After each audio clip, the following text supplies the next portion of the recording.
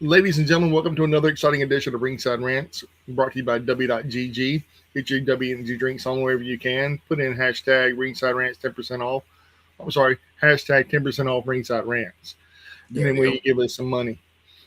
And hit that like button and subscribe button to see when we're online. Tonight, it's not Ringside Riot. Tonight is a TNA episode number 2 on AMC with the Rant Pack with me and Josh.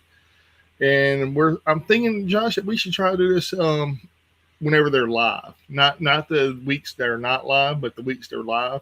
That way we can Mhm. give fans an indication of what's going on in our peripheral vision. What's up, Anthony? How do you Hey. feel about that? Well, what When broadcast we live while the show's going on? no. After it goes off live, like we're doing tonight. Only when Oh, they're okay. live, because next week they're not going to be live. Yeah, I'd say yeah. I think they're gonna do a recording because they knew they screwed up last week. They Oh, royally screwed up. this should have been their first week. They should have done this last week. Yeah. Well, a lot of the wrestlers had from what we heard from last week. The reason why that show sucked so much was because a lot of the wrestlers had visa problems.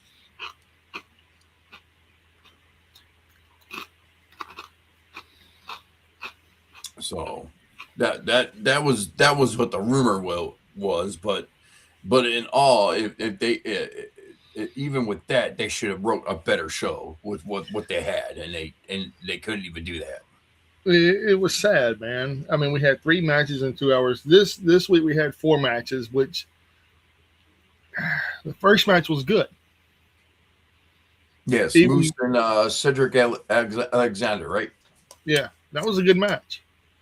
Yes, that was a very good match. It was like Cedric. It was like almost a rematch from this past weekend's Genesis. So Cedric Alexander came out on top of it, and but uh, for what it was, Oh man, what's up, big country? yeah, yeah, yeah, they probably delete profanity, so you got to be careful with that. For the first But 7 minutes, Cedric Alexander is obese. yeah, Huh?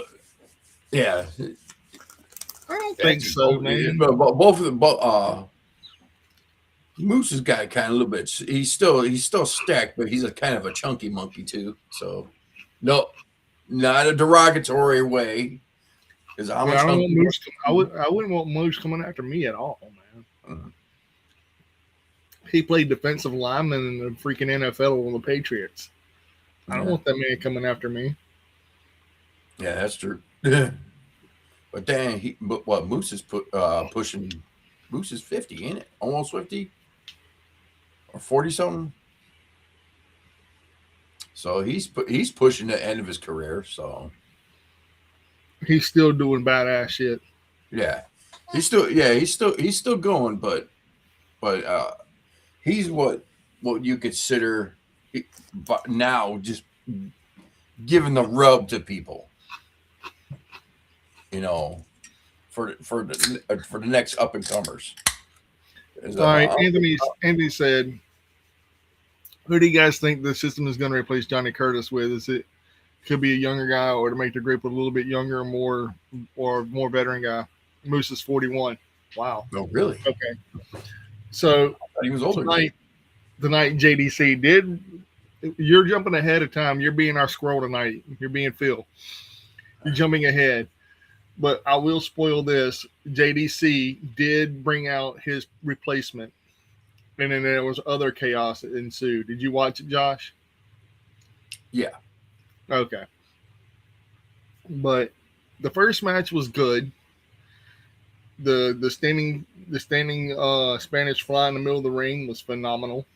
I thought that was going to be the end of the match, but it wasn't. It was a roll up, counter to roll up to finish him off with a 1, 2, 3.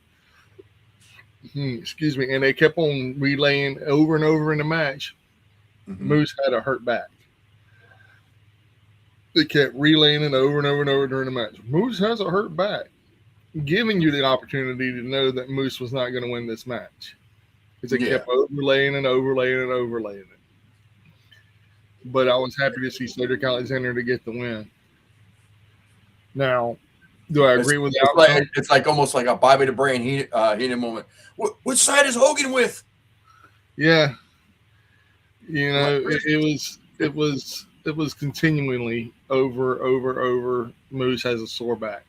Mm-hmm. Now, the promo I had a problem with was Mike Santana. It lasted 15 minutes. Was it that long? I thought it was kind of quick, but okay. No. He was long-winded, very long-winded. Now, whenever they cut to the back, to Mustafa Ali, it was quick. Mm-hmm. Yeah, I know he was a defensive lineman in the NFL.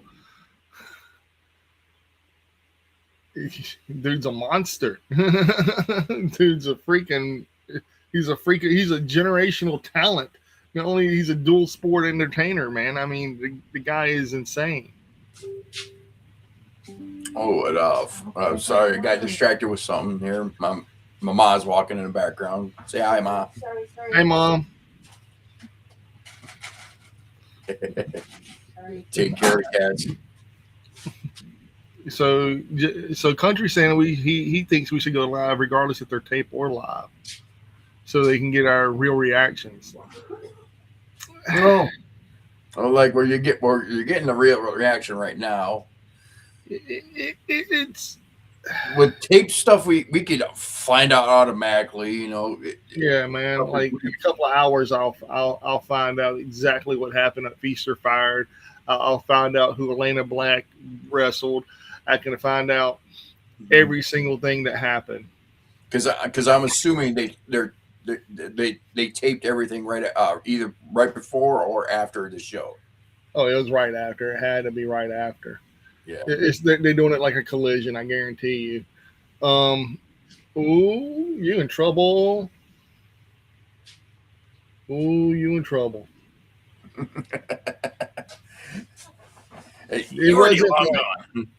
It wasn't like that. It was something that we were talking about. I didn't get a squirrel. No. Squirrel moment. Squirrel's right here. He's watching. Yeah. But yeah. But I'm getting yelled at a little bit. But get back to the fact that I didn't find nothing too bad with Mike Santana's promo. It was kind of long-winded, but you know what? He's a champ. He has the right. I guess. So I could have had another match in there and been worthy. But as for Mustafa Ali, it was straight to the point.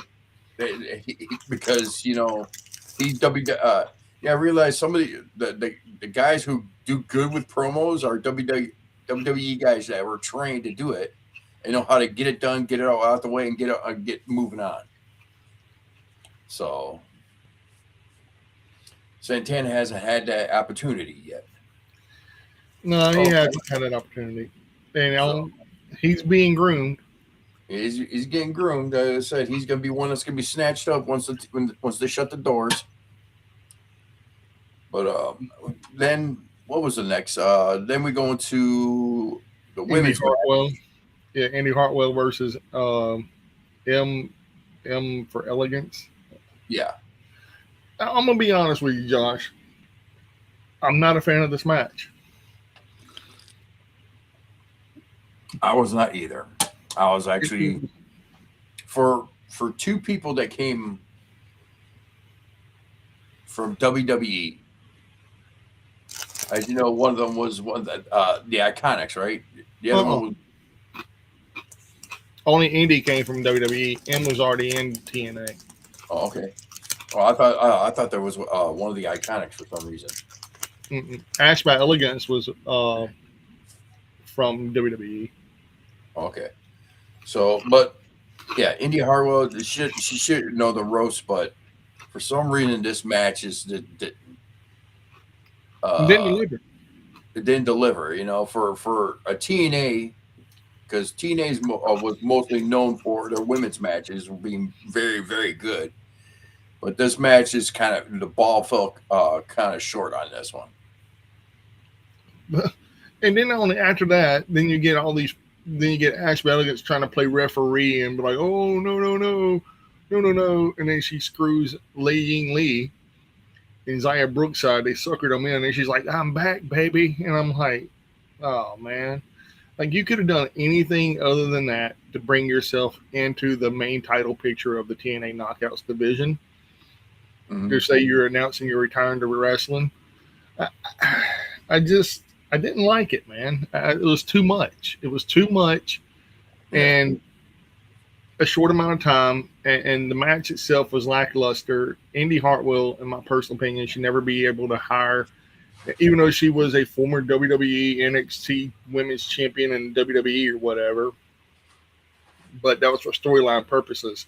She's not that great of a wrestler. She's still green, in my opinion. Emba Elegance was running circles around her and was trying to be slower for Indy to catch up.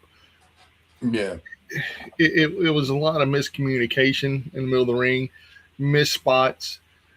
It was the concierge added 0 to the match. It was a bunch of junk, man. It was like, I don't care. And then when they go from the commercial, they come back and they went in the backstage area talking to the Elegance brand. I didn't care. Mm-hmm. I didn't care. I mean, for episode 2, for a women's match, and they should have brought out some of their veterans. Some of the people that actually, you know. Josh, where'd you put that heater? It's in the closet in the dining room. Okay.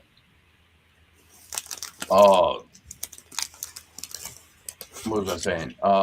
They should have brought out some of their veterans to start off the women's division or something like that, you know. But no, it is.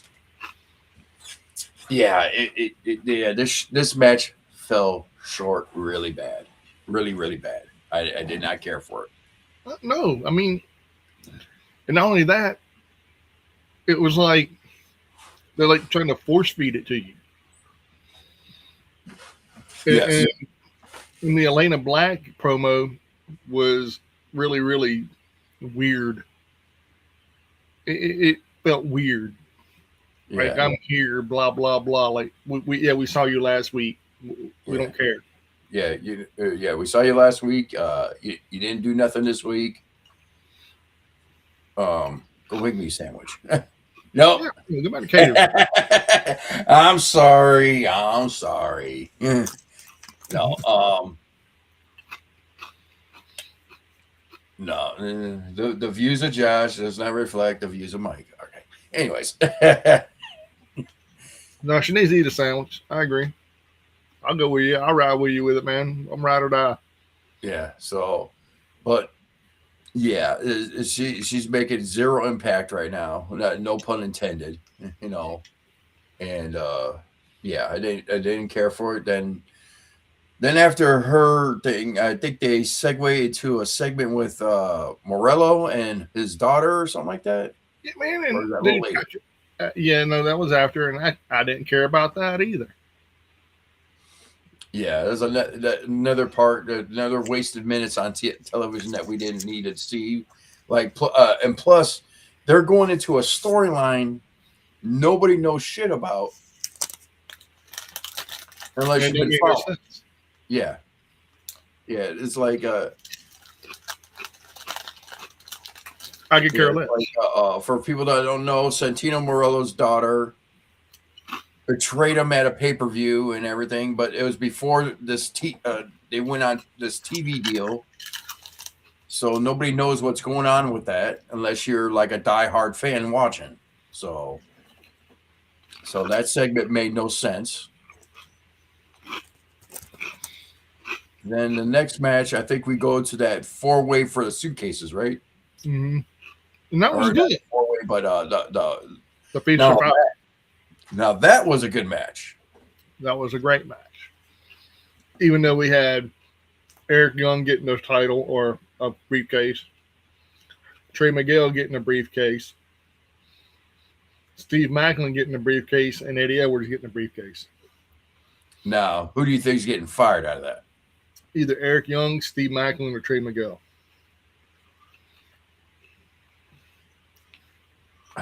Damn. I don't think. I can't see Eric Young.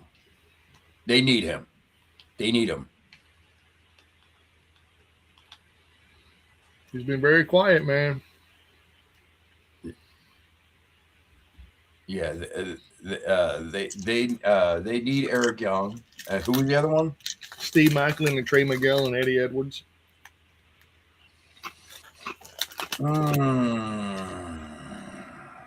Who's the youngest? Trey Miguel. He's going to WWE. No, actually got fired from AEW. Came back tonight. Okay, okay.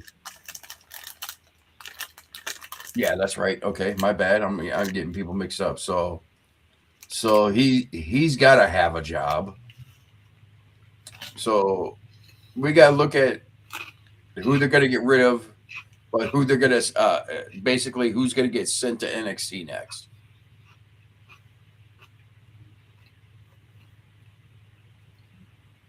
Because you know they're not going to fire somebody and let them go to AEW. They're going to get rid of them so that because they're going to get bumped up to the NXT or maybe even WWE.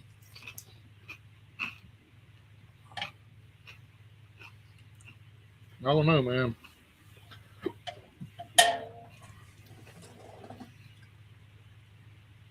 Maybe AMC regretted hiring Trey Miguel back.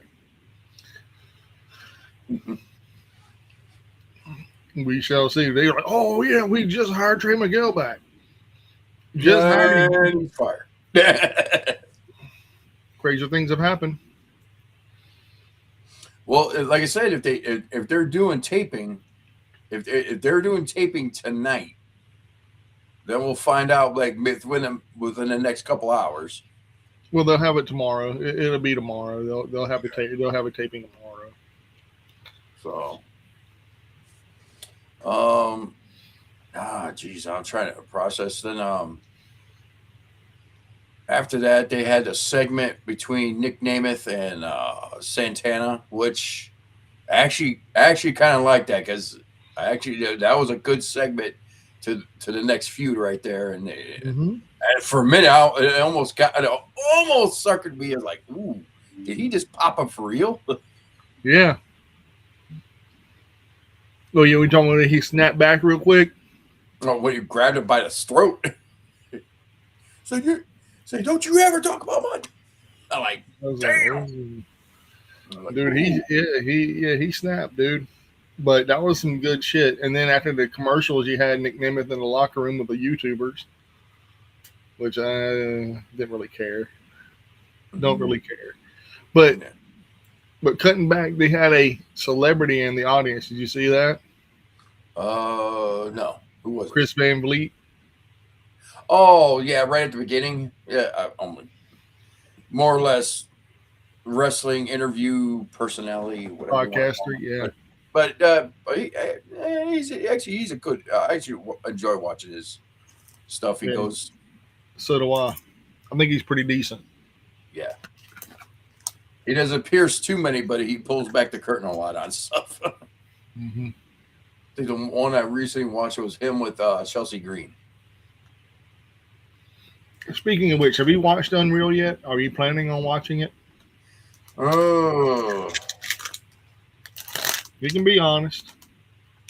No, not really. I watched so much wrestling and be like, it's like they're going to do episodes of like what happened behind the scenes a couple months ago, which I could probably pretty much figure out myself. I mean, actually, the one episode I want to watch is about this stuff about R-Truth. That's the second episode. Yeah, that's the one I want to watch. It's pretty good. Like, I can't believe they released me, but I was like, okay. Then I sent out a tweet. Thanks everybody, goodbye, and then all of a sudden, wait, what? You got fired? Hey, what? He didn't get fired. I will throw this out there. He didn't get fired. It was they weren't going to renew his contract. Yeah. It is coming up to end. It didn't end yet. They finally got to a place where they could meet. And Tony Khan, I mean not Tony Khan, but Nick Khan and R-Truth were talking about the the negotiables and all that stuff, and then it went from there to him and Triple H talking, and they're gonna have and then they're gonna have R-Truth come in and do his little he did it. What was it? Backlash. Mm-hmm. He showed that and everything, and they showed the Naomi heel turn and all that shit too. And they put both of them basically. They tied it in together.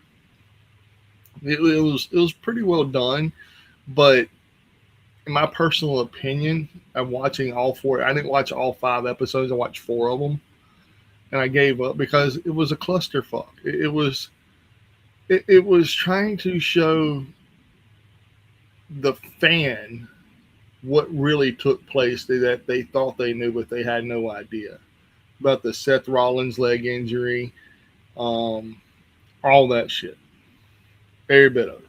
Well, yeah, the Seth like well, I'll admit it had me at the beginning with the injury, but the minute I saw him come out on the crutches in the middle of the show, at the end of the show, I was like, it was a work. It was a work.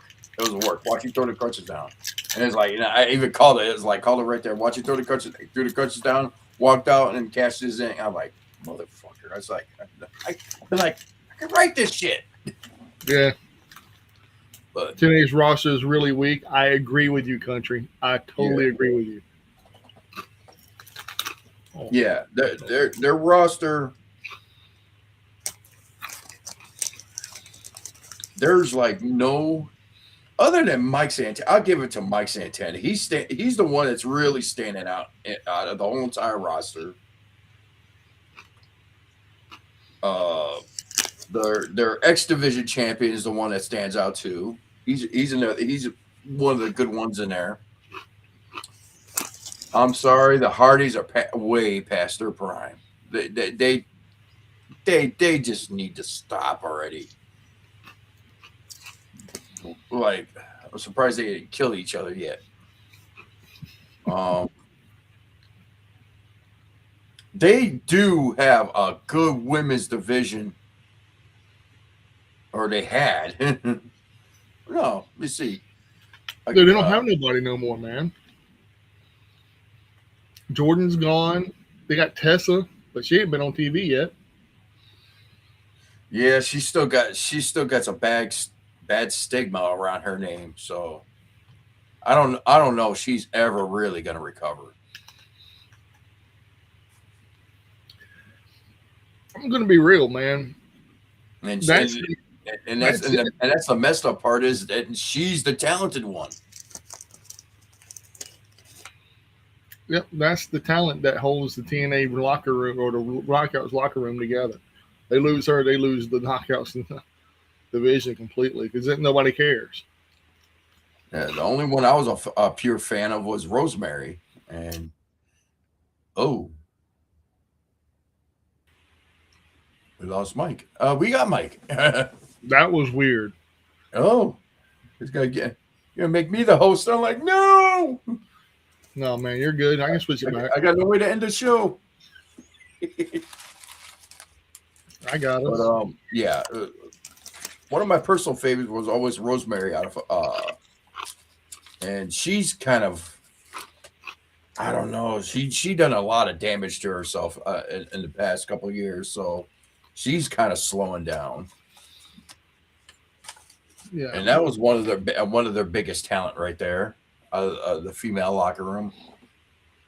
Havoc's okay, not great. She's not there no more. Havoc's not. Oh, okay. Oh, damn. Well, there goes that. Who the fuck did they got? I got their roster. I got their roster pulled up, and I will tell you who they have. Li Ying Li. Okay, that's their champ, right? Yeah, the Elegance brand. Okay, actually, Yi is actually really good. I'll give her that. I get it. She's good. She's good. Danny Luna. Who? Yeah. Yeah, Danny Luna. Elena Black. Harley Hudson. Indy Hartwell. Jada Stone. Jody Threat. Kylan King. Mara Sade. Mila Moore. Mila Grace. Rosemary.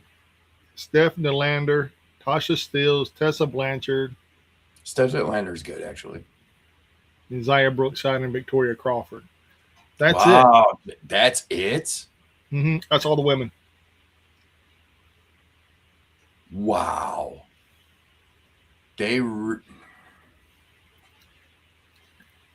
Yeah. Honestly, this is the product we're getting from TNA on a major network. Mm-hmm. Yep, that's it. 3 months. 3 months. 3 months. I don't know, man. I don't know. I'm kind of.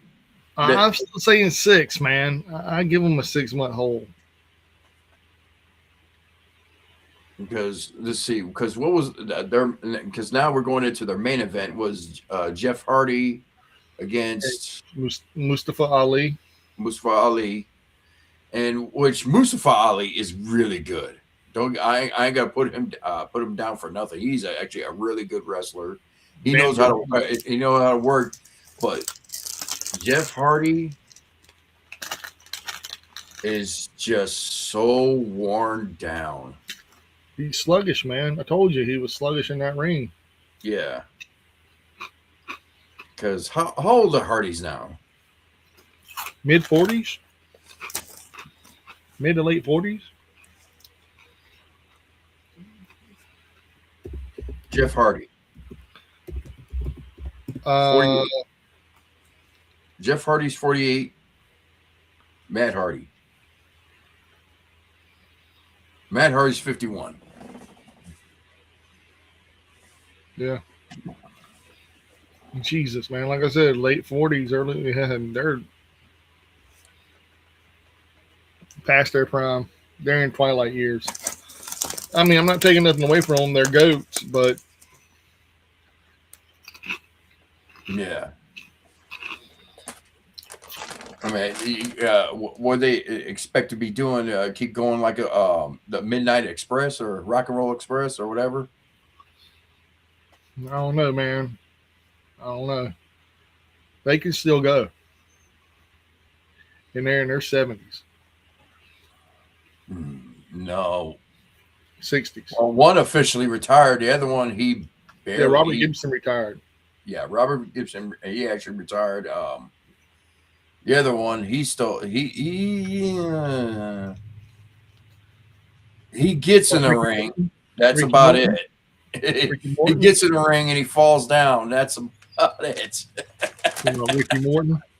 Yeah, Ricky Morton. There you go. But as far as this match goes, yeah, Mustafa Ali basically carried Jeff Hardy throughout the match. And Because of Elijah. Yeah. He lost the match because of Elijah. Whatever. Throwaway match. But then you had the very ending of the match, or the very ending of the show, with JDC replacing himself with Bear Bronson, who came from AEW, who got fired from AEW. And while he was there, they beat the crap out of JDC, and Moose was like, what the world is going on? And Cedric Alexander came out and hit Moose in the back. And then you see Eddie Edwards grab the microphone and said, oh, yeah, Moose, we ain't replacing one member of the system. We're replacing 2. So Cedric Alexander and Bear Bronson are now part of the system, kicking Moose out.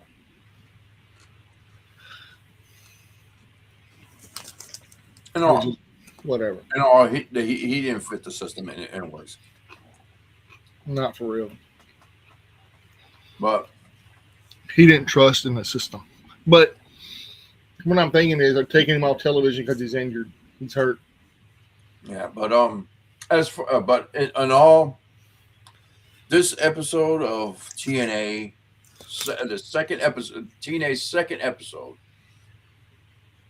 in my opinion, it was a hell of a lot better than their first episode, which was a disaster trash. It was a dumpster fire, but it was not. But it was not that much better. If I was to rank it, I would give it I'm not gonna give. I'm not gonna do no 5-star rating. Let's see. We'll do it. Give it a number out of 10. Yeah, I'll give it. I'll give it a 6 out of 10, at least. Wow, you're generous. I'm giving it a 4. Just because the briefcase match was actually really good. That's why they got a 4. Everything else on that card, besides the opening match, even though it was decent, it dropped because of the time. They had everything backwards, man. They should have led with the Hardy and Mustafa Ali match. Then they should have done the Knockouts match. Then they should have done the Cedric Alexander Moose match. And then they should have done the Feast or Fire for being a main event. That's my honest opinion. Yeah. Because it makes more sense. But you should know. You work for them. It makes more sense. Yeah. Therefore, you don't have to see people coming back and forth over and over and over again. You get sick and tired of seeing people. You do it and making sure that everybody, you don't have to see everybody but one time. But that's just my personal opinion. I don't get paid to do any of that. But if they would have done the Feast or Fire match at the end of the night, I would probably give it a 6 out of 10. But the way the matches were all thrown out there, like, oh, this makes sense, and it doesn't make sense because none of it had any order. I mean, it's like I said, they need some writers. They need some writers. I don't think the writing's the problem. I think it's not production either. I think it's somebody that don't know how to book matches in order. Well, what was it last week? I said who was the creative? Yeah, dude sucks. Yeah, let me see. Who the creative behind TNA?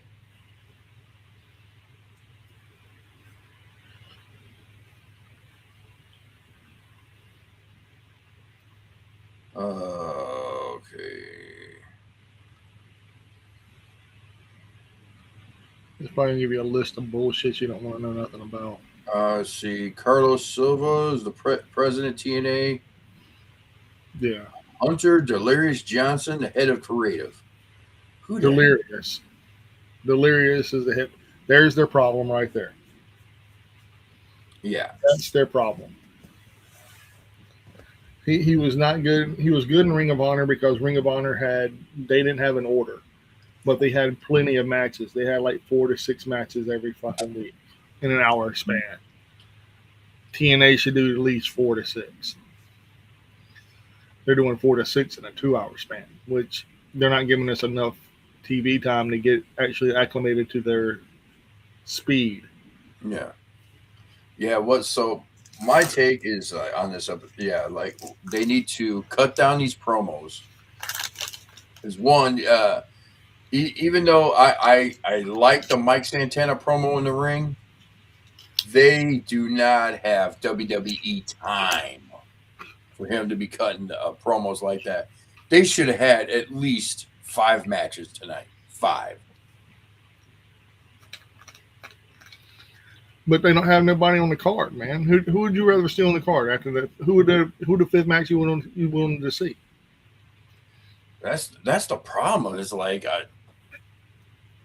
with this roster, There's nobody there, man. There's really nobody.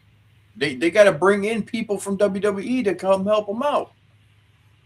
They can't stand on their own. And then they were talking about that too during the knockouts match because they're having women vie for the tag team titles on the NXT on Tuesdays. Mm-hmm. I'm just not a fan, man. You say you give it 3 months. I'm still saying 6 months. My hot take about it is none of the matches made any order. They didn't make any sense whatsoever. The promos were just trash. There was a bunch of over talking bullshit. Elena Black was over talk bullshit. Mike Santana just continued.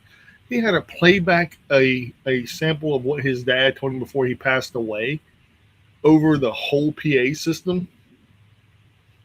Kind of grotesque, if you ask me. It's like talking to the dead. I mean, yeah, it's your father and everything, but you don't want to let everybody in the whole wide world hear that. That's something that's personal. Am I right or wrong? I mean, if someone says they're proud of them, like, okay. But that should have been at the very end of the promo. Yeah. Yeah. Like I said, Well-winded. You're saying 6 months is like, I'm looking at TV rating systems. If they can't boost, because this is the best, and like I said, this episode was better than last week, and if this is the best they're gonna give us, nah. I say 3. I'm gonna say it. 3 months, and then the executives are like, you know what? We're not making a dime from this. Pull the plug, cancel their contract,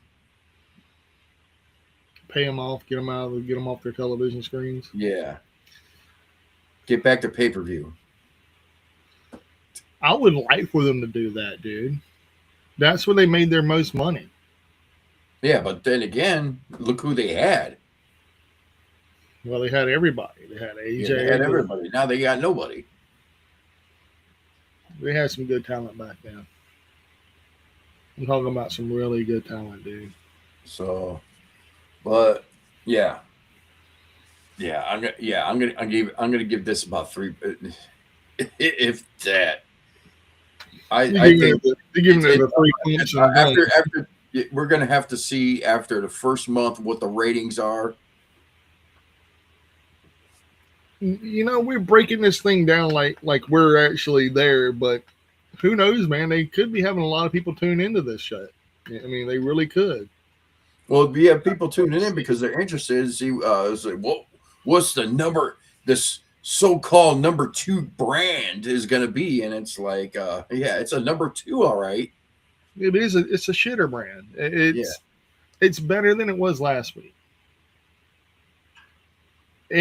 Dude, last night's Dynamite was a good fucking show. Oh yeah, the main event. They realized they need to step up. I was like, oh, TNA's coming out, and it's like they did a disaster show. Let me show what real show looks like. I'm like, yeah. Dude, it's becoming my favorite product again. I'm not trying to be funny, but I think in the AEW it's becoming my favorite product again. I mean, I like WWE. Don't get me wrong, but dude, it's not there right now. They're not pushing talent. Yeah. They have a double-edged sword. They want to keep their old people, their old emperors in place. For what reason? Mm-hmm. They're placeholders. Why do you want to keep them there? Why? Drew McIntyre. Cool. I'm okay with that. That's fine. Then you have the other aspect of it, CM Punk, who's in late 40s. Yeah, he realizes his time is coming up pretty soon. Oh, dude, he has to. Yeah, I mean, you can't. And honestly, like after his firing, he should have did more. Well, there was really nothing else out there. Was he going to go back at the time? Was he going to go back to Ring of Honor? They didn't have the money for him because he wants money. And there was really nothing else for him to go to because he wasn't going to go to TNA or not TNA. What was it? Impact. Heck, that was. He started there. And tell you the truth, the Impact era was a lot better than the shit show they're putting on right now. Well, I mean, look at it too, man. They lost all their people to WWE. Yeah. I mean, I'm not trying to be funny. They lost a lot of people to WWE. A lot of people are gone. No Jonathan Gresham no more. No nobody, man. Nobody. Heck, Jonathan Gresham ain't even doing nothing. I think he's doing like independent shows. Dude, that dude's a monster, bro. Yeah. but he may be a monster, but he's only like a 5-foot monster. That's the reason why he ain't getting picked for WWE, because he may be big and he may got skills. He just doesn't. But he doesn't reach the. Yeah, but he's like Chad Gable.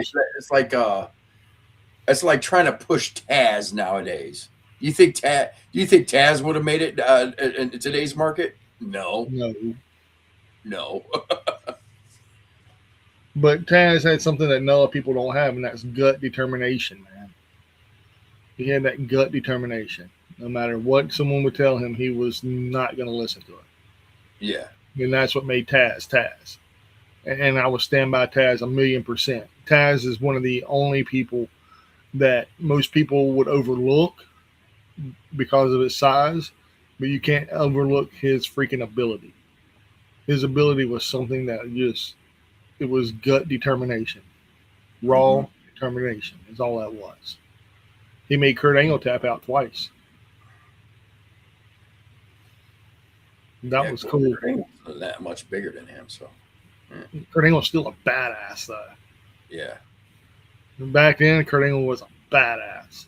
I mean, that was when Taz made his debut on was it Royal Rumble? Mm-hmm. Yep. The 3 I's: intelligence, integrity. No, it's integrity, intelligence, and intensity, isn't it? Yeah, something like that. The 3 I's. That was one of Country's guys right there. Kurt Angle. Yep. It was for him. It was early rock, like the pain in the ass rock, the heel rock, or the early days. Then he went to Kurt Angle, who was a more pain in the ass, and he was a Chris Jericho fan. Everybody was a Jericho fan, man. Everybody was a Jerichoholic. Well, come on, baby. Again. I won't ever lose again. Yeah. I'm the best in the world at what I do. He reinvented himself so many times over the years, man. Yeah. But in all, like I said, I can't stress it enough. They need to do something. In all honesty, what they should have done before getting this TV deal, clean their house up, hire writers, get these wrestlers some mic skills and training. They should have did something before getting this TV deal, because if this is what we got to look forward to, is maybe 1 out of 4 matches that it was great, and it's going to be a shit fest because you're getting rid of 1 person and keeping 3. And then I guarantee whoever they get rid of, they're going to NXT. Whoever they're getting rid of, I guarantee they're going to NXT. Unless it's Eric Young. Eric Young. I don't see Eric Young ever stepping in a WWE ring ever again.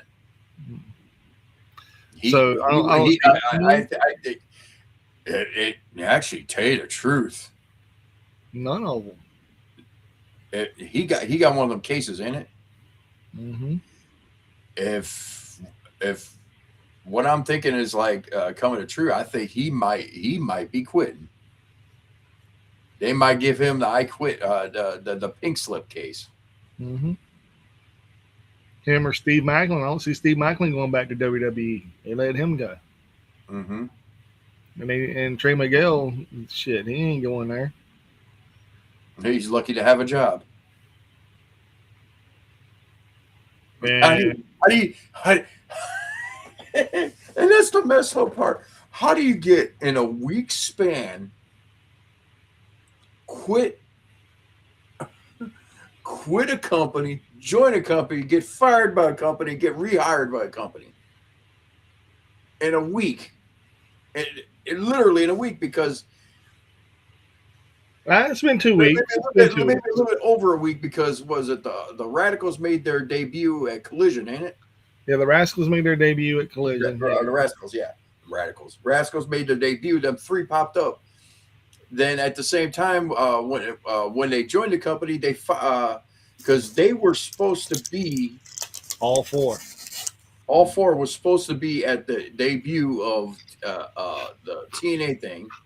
They all quit, went to AEW, and immediately they had to fire one of them. And magically, like I said, he quit a company, joined a company, got fired by a company, got rehired by a company. I don't know, Chris. You say it was good. They delivered. What did they deliver? All the matches were out of order. Jeff Hardy can barely go. TNA is on a roll. No.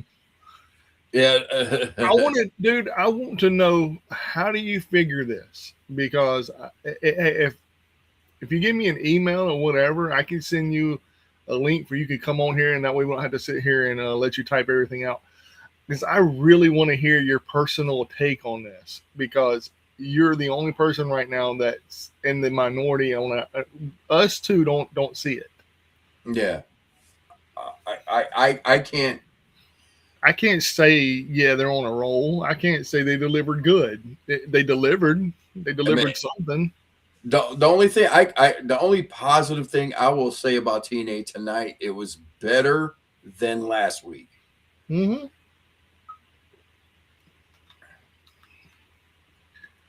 Oh, come on. No.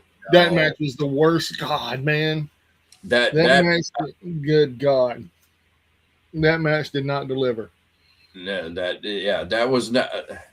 That was a cluster. The only match that actually delivered was actually Moose and Cedric Alexander. That was I'll give it that. That was a great match. Mm-hmm. It really was, and it lasted 18 minutes.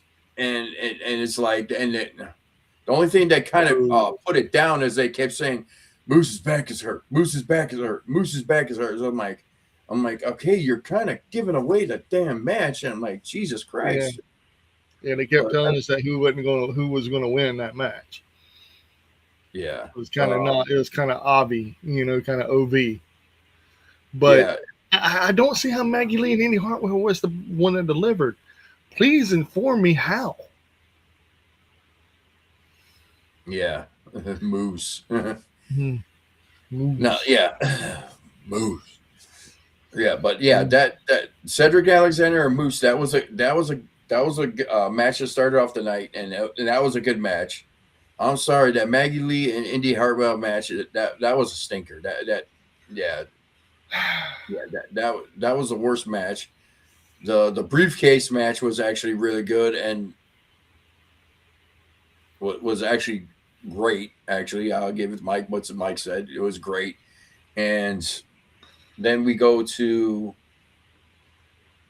Jeff Hardy and Mustafa Ali, and Mustafa Ali had to carry Jeff Hardy throughout the whole entire match. He did, man. It wasn't a terrible match. It was just, I would have rather seen it 5 years ago. Yeah. I mean, literally, I would like to see that match 5 years ago. Now I wouldn't want to see that match tomorrow. I don't want to see that match tonight. I didn't want to see that match. It's sort of like green eggs and ham. I don't want to see that match ever again. Mm-hmm. Eddie Edwards was always jealous of Moose, and that's fine. I'm okay with the ending and how it ended and how they jumped out two people of the system. I'm okay with that. That right there was cool, but it didn't make up for the night. Yeah, it didn't make up for the lackluster of the shit fucking match between Indy Hartwell and My Elegance. And not only did that happen, you had the 15-minute freaking promo by Mike Santana that should have been held under 5 minutes. Yeah. They don't. What I was saying earlier is like they don't have time to be wasting on these on the air. They are not WWE where they can have a wrestler come out and cut a 15-minute promo, then go into wrestling. No, time is money. Time is money. That should have been, yeah, I agree with Mike. That should have been like a 5-minute promo. Get in a ring, say what you got to say. Your dad was proud, and get out of the ring and let some people make some money and some TV time. Because right now there is, if you have 4 matches in 2 hours, how many did freaking AEW have last night in 2 hours? AEW? Last 2 night. hours? Shit. Like 7 of them, wasn't it? Matches? Yeah, and they were all good. Yeah. And that's with an MJF promo in the middle of that too. Yeah. and it was a good promo because damn, look, if MJF could sell because I thought he shit himself. Brody King. Oof, I'm going. I got things to do. Hit my music. I guess. Dude, I was like, man, it was really good. The whole thing last night was good. You giving TNA's thumbs down to AEW? Man. Oh, man. I really want you to come on here and talk to us, man, because I want to know your views personally. Because I just don't see how you can give TNA a thumbs up and AEW a thumbs down. I mean, literally. I thought vice versa. And like I told him earlier, I think AEW is becoming my favorite product again. And it ain't because of I'm a big fan of AEW. You can ask Josh. I quit buying pay-per-views. And didn't I, Josh? I'm like, hey, give me links, man. I need links now. Let's see. Can you send messages in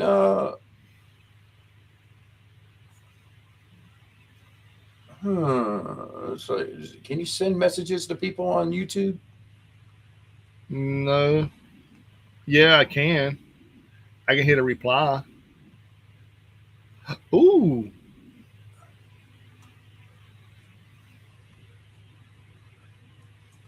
That's what I'm trying to figure out. Can you? Just did. Oh, okay. There you go. Booyah. There you go.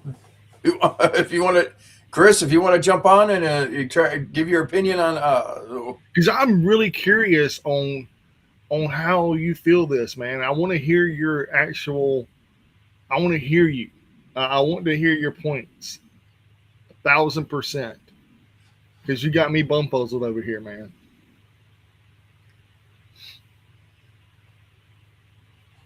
Because I mean, you have got me bumfuzzled like crazy, and I thank you for the support always. We really do. It ain't just me. It ain't just Josh. It's all 4 of us over here, man. And we got 2 of us MIA because one of us is at work and the other one is trying to bid on some vinyl and play with his ding-a-ling. He's playing his fiddle and playing it hard. He's trying to buy Exodus albums and then playing his fiddle right now. Yep. Well, he said he had a woman coming over. Oh, okay. Yeah, so he ditches his boys for a woman. I know how it goes. I see how it goes now. It's all good. I love him. And God love him. God bless his heart. Bless your heart. I told him that TNA was coming to New Orleans, and he's like, I ain't going. It was that quick, too, man. Like, I ain't going. Like, I'm thinking about going, Josh, just so I could sit there at Sacrifice and see if it's actually legit, dude. I'm serious, man. I want to see if it's going to be like something I can get behind or be like,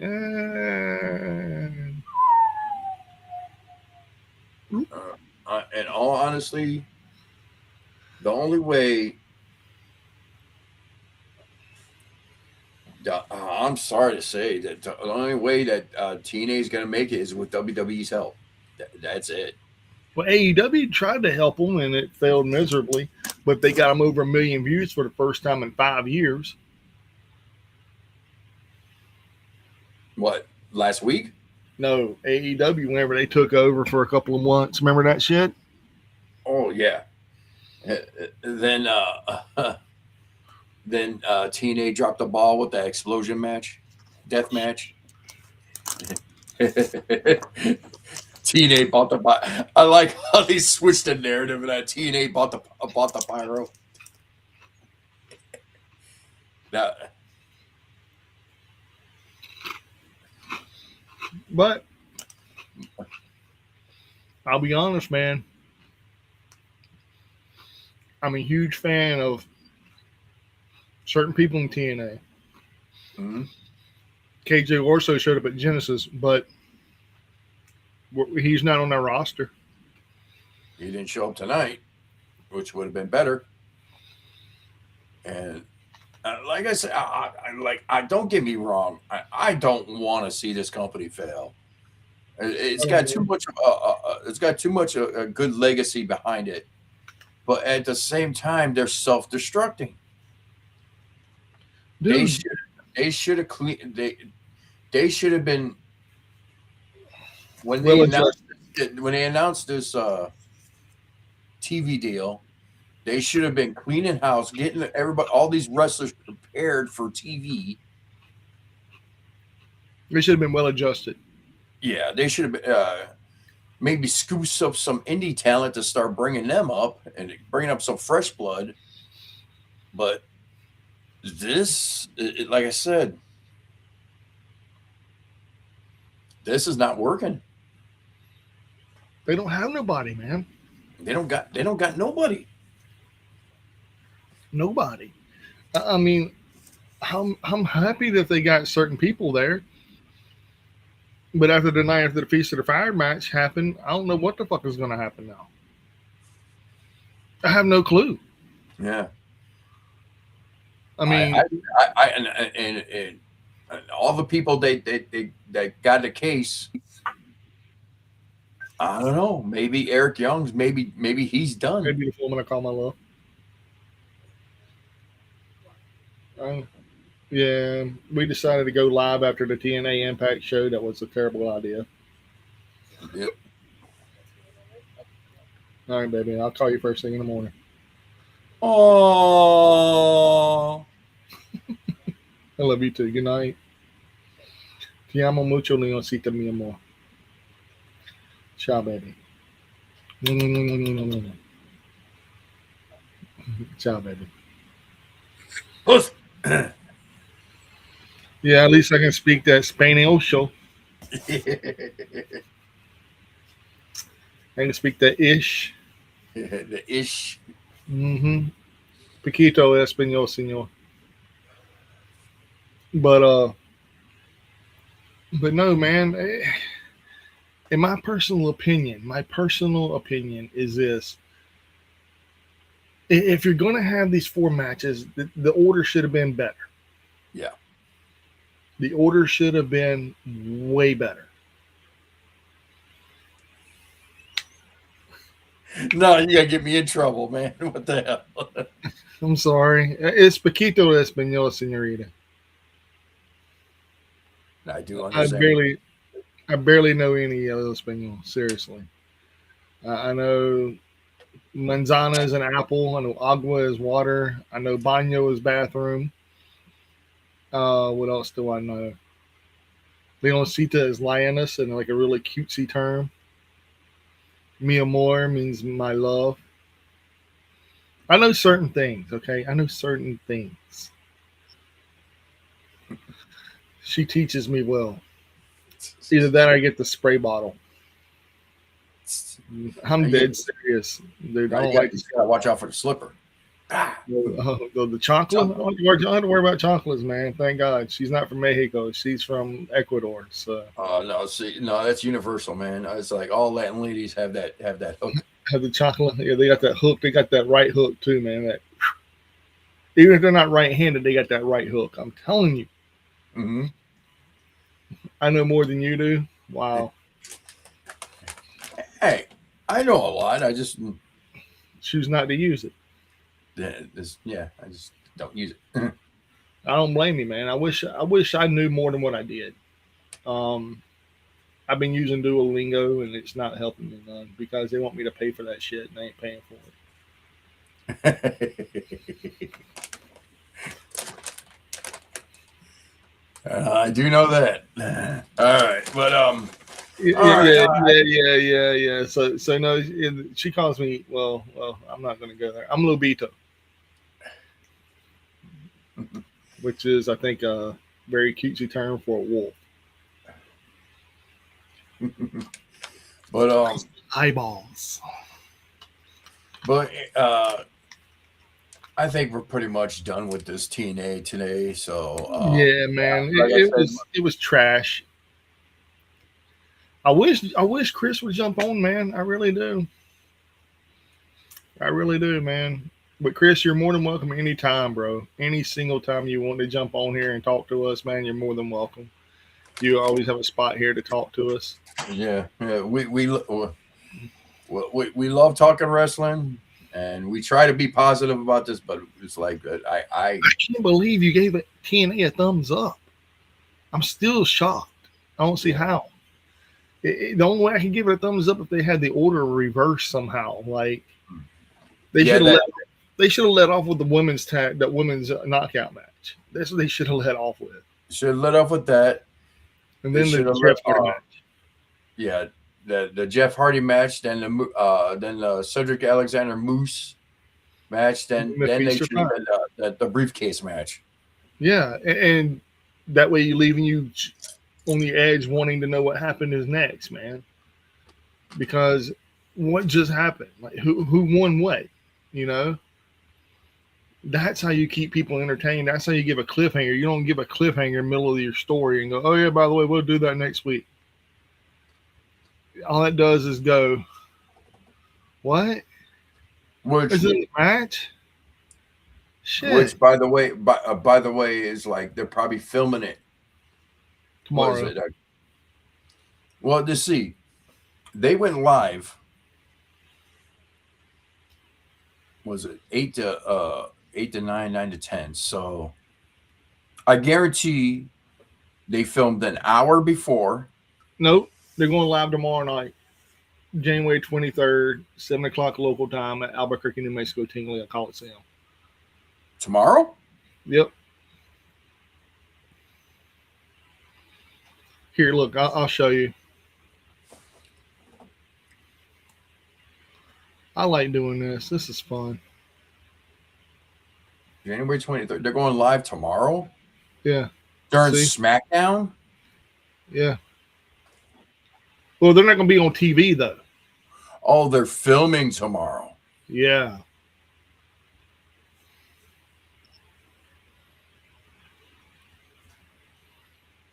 And then That's stupid. I agree. And then their next time they're going to be on television is right here, February 13th in Nashville. No surrender. And then boom, Impact on AMC on the 14th. I think is going to be. Hell, I don't have the dates up. Hold on, let me check something.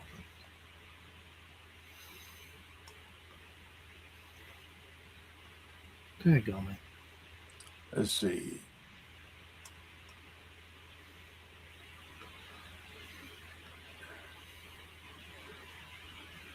So this is they're gonna. So they're not gonna be on. They're not gonna be live for a while, man. And they're already going to their next pay-per-view. Their next live event will be in Atlanta, Georgia, on March 5th. That's their next live event that they're gonna be live on AMC. I kid you not. Oh, February. No, they're going to be on February 14th. 14th? No, man. Yeah. 14th is on the Friday. It's a Thursday. I'm looking at it right now. February 14th, 2026 is on a Saturday. I'm looking at it right now too. So, okay, so they're going to film for that. Mm-hmm. Okay, so they went live tonight. They're going to film tomorrow for next week, and probably the week after. I'm going to take. They're going to do double shows. Yep. Because was it? Because give me a damn calendar here. Okay, hold on. That was the 23rd. Okay, so the next Thursday will be 29th. So they're filming for the 29th, the 23rd, and the 5th, and the 5th. Yeah, and the 12th. Good. That's 4 nights in a row, man. So they're wow. Mm-hmm. So they're probably doing some tonight, and then 2 tomorrow night. So they got to be filming something tonight because there was too much time. It was like they go on in 8 to 9, 9 to 10. They go on for 2 hours from 8 to 10, and they could film for an additional hour, or at least 2. They probably get another 2 hours out of that. Yeah. Or doors open at 5. They could film the whole entire show in the beginning of it, because that's how. Because the way because I'm used to how AEW's been doing it. You go to an AEW event, they'll film like an hour of Collision right before Dynamite starts. Then after Dynamite's over, they'll film another hour of Collision, or do another couple extra matches. Mm-hmm. So and then you got No Surrender on TNA Plus. So if the way I'm looking at it, if you're saying they're going live, not going live, but have a show tomorrow, so that means they're doing maybe 3 episodes of tapings. Mm-hmm. Until their pay-per-view of No Surrender, which is on that Friday. And then the next night on that Saturday, they're going to do tapings all the way up until March 5th, which will be the 19th, the 26th. So there'll be 2 episodes. And then March 5th will be live. And then March 6th, they'll do the same thing in Atlanta. They'll do 2 more episodes all the way up until they'll probably do 3 episodes because 12th, 19th, and 26th, and then you got 27th will be in New Orleans at Sacrifice, and then the 28th, which will also be in New Orleans on that Saturday. So, and that's the last time they have anything updated. Yeah. So it just by looking at that, it's not looking good. It's already not looking good. I want to go to the New Orleans show, man. I really do, but I don't have nobody to go with me. When is it? It's in March 27th and 28th. The tickets aren't even on sale until tomorrow, I think. It's March 27th, right? Yeah, 10 a.m. or 9 a.m. tomorrow is when they go on pre-sale. Okay.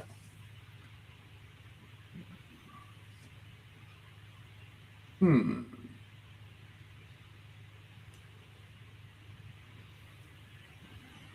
And I know it's a drive for you to even come to New Orleans, so I wouldn't expect you to try to make it. But Hell, we should. I want Jordan to go with me because he lives in Louisiana. And that'll be a good weekend trip right there too. Yeah, man, we hang out and kick it. And he's like, I ain't going. I'm like, motherfucker. Like, actually, he's messaging me right now. Jordan is? Yeah. What's he saying? Oh, hold on. Let me see if I can get his ass on here. Hold on. Yeah, so we can berate him publicly.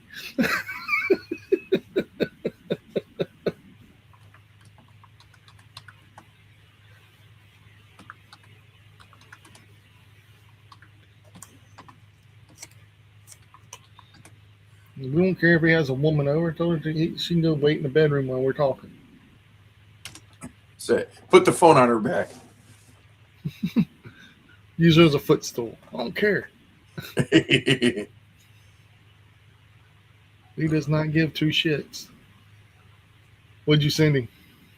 And say, hey, we're live. Jump on real quick. There you go. That way we can both talk to him and talk at him and get him to go to the NWA TNA or TNA, whatever you want to call it.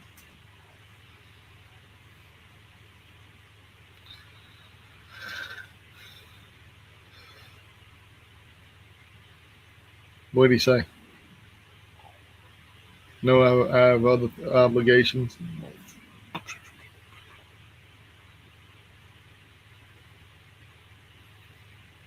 Did he say anything? Okay, it still says a link. Okay. Okay, good. Am I still here? Okay, here we go. Okay. You sending the link? Yeah, I sent a link. Sweet. I sent him the link too earlier. Fucker. But he don't want to go to TNA, man. I don't know why. It's a wrestling show. I think I could swing it. It's like I could probably swing like. There we go. What are you fuckers doing? Dude, we went live after TNA, man. Look, dude. I heard. I'm glad I didn't get. I got an album that I've been needing to get. I'm happy. So yeah. We need you to go to TNA. What? I'm not going to fucking TNA. I don't want to see the briefcase soap opera special. Hey, actually, that was one of the better matches of that tonight. It was. Well, did they open the cases? No, they're doing that next week. Oh my god, that's the hook for the show. See, but it's not the hook. This is how they played it off. The very first match was Cedric Alexander and Moose. Then they had a TNA knockout match. Then they had the Feast or Fired match, and then they had the main event between Jeff Hardy and Mustafa Ali. Boy, tell me that order ain't fucked up. That's nothing that I want to see. Yeah, but the thing is like the order is fucked up. I'm actually really considering making the drive. Maybe making the drive down to Mike's house, then Mike making the drive down to you. Oh no, not for TNA. Why not, man? Let's just do it for New Japan. Then we had to go to Josh's house. Yeah, then you guys come up to here. They're definitely going to go to Texas. I can guarantee you. They're going to find a way to get in Texas again. I don't know, man. They're going to Windy City Riot in Chicago. Yeah, they're going to bounce all over. Wait till the second half of the year shows get announced. They're going to end up in Texas. They usually do once a year before COVID. I want to try to get up there to where Josh is because he has all the cool wrestling up there. Yeah, well, you go ahead. And that's what I'm trying to say, man. And New Orleans is in your backyard. It kind of is. Only Yeah. problem is, I wish it was a TNA. But I mean, it's something me and you can go and do, and if Josh comes down, all three of us could go And do. then you can host one of your favorite, famous Louisiana barbecues. Yeah, we could. This guy's trying to get me to spend more money. And y'all know I have records to buy. Yeah, but you can put that on hold for at least a couple of weeks. Not if you saw the silver I bought Sunday and later earlier this week before the price jumped up another $10. Oh, See, Jesus. that's what I'm saying. Then you can stop on all that shit. And that way we can. I ain't paid that yet. Um, we'll pay that and calm down. Calm down. Simmer down. Simmer Bro, down. by the time I pay that, I could probably pay for us to go. How much are the TNA tickets? I Hey, don't know yet. They'll go live tomorrow at 9:30. At 9 Yeah. p.m. At 9 a.m. they go live.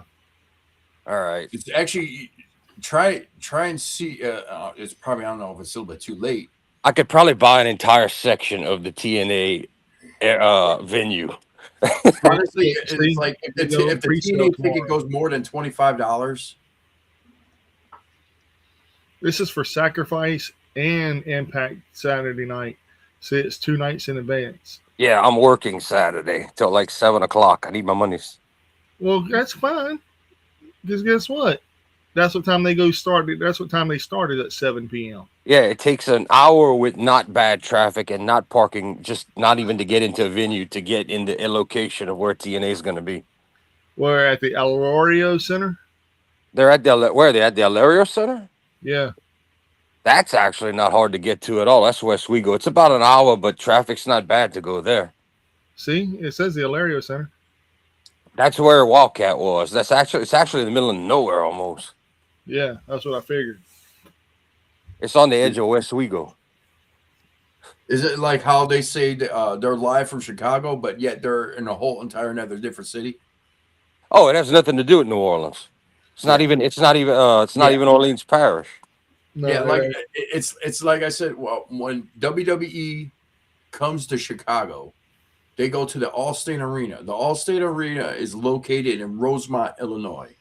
Now, Rosemont is about, depending on traffic, which is always heavy, is about almost a good hour, almost an hour, maybe like under an hour away from Mhm. Chicago itself.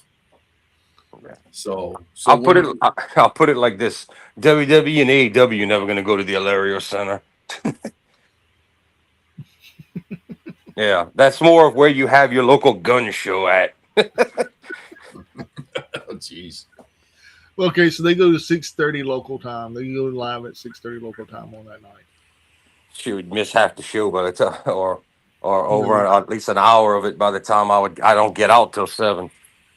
But And that's on a Thursday. No. March 28th is a Thursday night taping. March 28th is on a Saturday. Okay, so what's the pay-per-view? The Sacrifice? Yeah, That's on a Friday? yeah. Wait, they're doing a pay-per-view in the Alario Center in New Orleans with no fans? Are they nuts? They're not even going to go to the UNO lakefront, which No, don't man. even. Look, The look, Alario. Jordan, I'm showing the page right here. They're going both nights in New Orleans, See that? Louisiana. I'm on a cell phone, and you know it, damn it. Well, I'm sharing.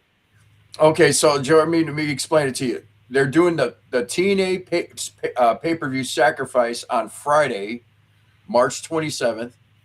Then the next night they're doing the Thursday night taping on a Saturday. Yeah. All right, so that's like a minimum of $50-$60 and $50-$60 Yeah. for each night. Mm-hmm. Yeah, which I got to pay a bunch of those for some certain stuff I got. So hey, I say we can do just do the Sacrifice. Then I agree. Fuck the taping. fuck the taping. Yeah, I don't want to see the taping. I'd rather see the pay-per-view. I can't. What's the March? What? 27th. What? Yeah, a Friday. It's a Friday, man. Yeah, the Friday ain't nothing. The problem is, well, then we'd have to. Definitely got to work the Saturday. The question is if I worked or not the Sunday. I would tell you guys go and just come to my house after. I don't have to go to the show. That's doable too, Josh. That's true. Yeah. Well, the problem is though the Friday I wouldn't be able to do well to a point. Y'all would be crashed out by the time I'm partying. So I got to work the Saturday. But if I was happened to be off that Sunday, it wouldn't be shit. I don't care what time y'all come back.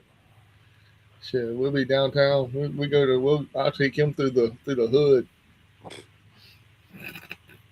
Not for me. I'll be over here partying until 6 a.m. If it's the Alario Center, from what I'm thinking about, because I did one of those with Wildcat. Yeah. There ain't nowhere. Yeah, that's nowhere near New Orleans. It's close. If you keep going straight and you go over the bridge, it takes you make a big loop. Then you got to come back across the New Orleans Bridge, and then you're all in the downtown NOLA section. And then it's duck if you hear shots if you ain't got no chest protection. Yeah, but should I take him to Bourbon Street? Should I take him to Bourbon Street, Jordan? Put two of those cheap little flimsy wallets in your pocket, empty in each back pocket with a note saying use a sucker. They'll be gone in about 10-15 minutes.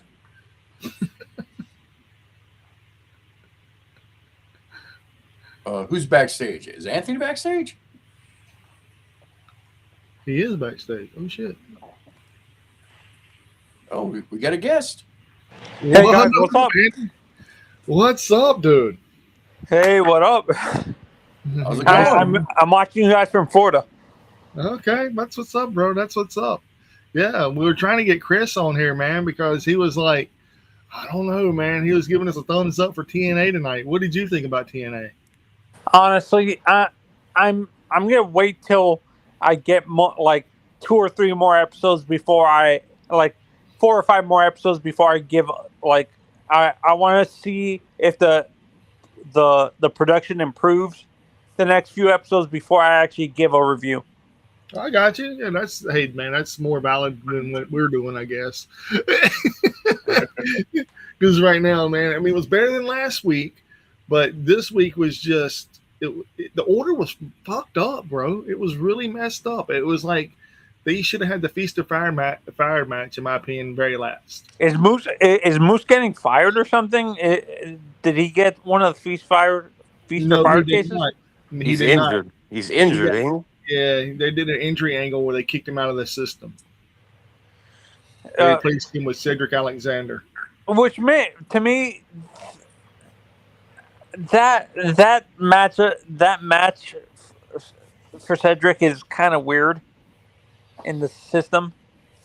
Because for me, I can't believe I'm saying this. I think he would have fit like if he hadn't signed with TNA, he would have fit better with Shelton and Bobby and MVP over than AEW?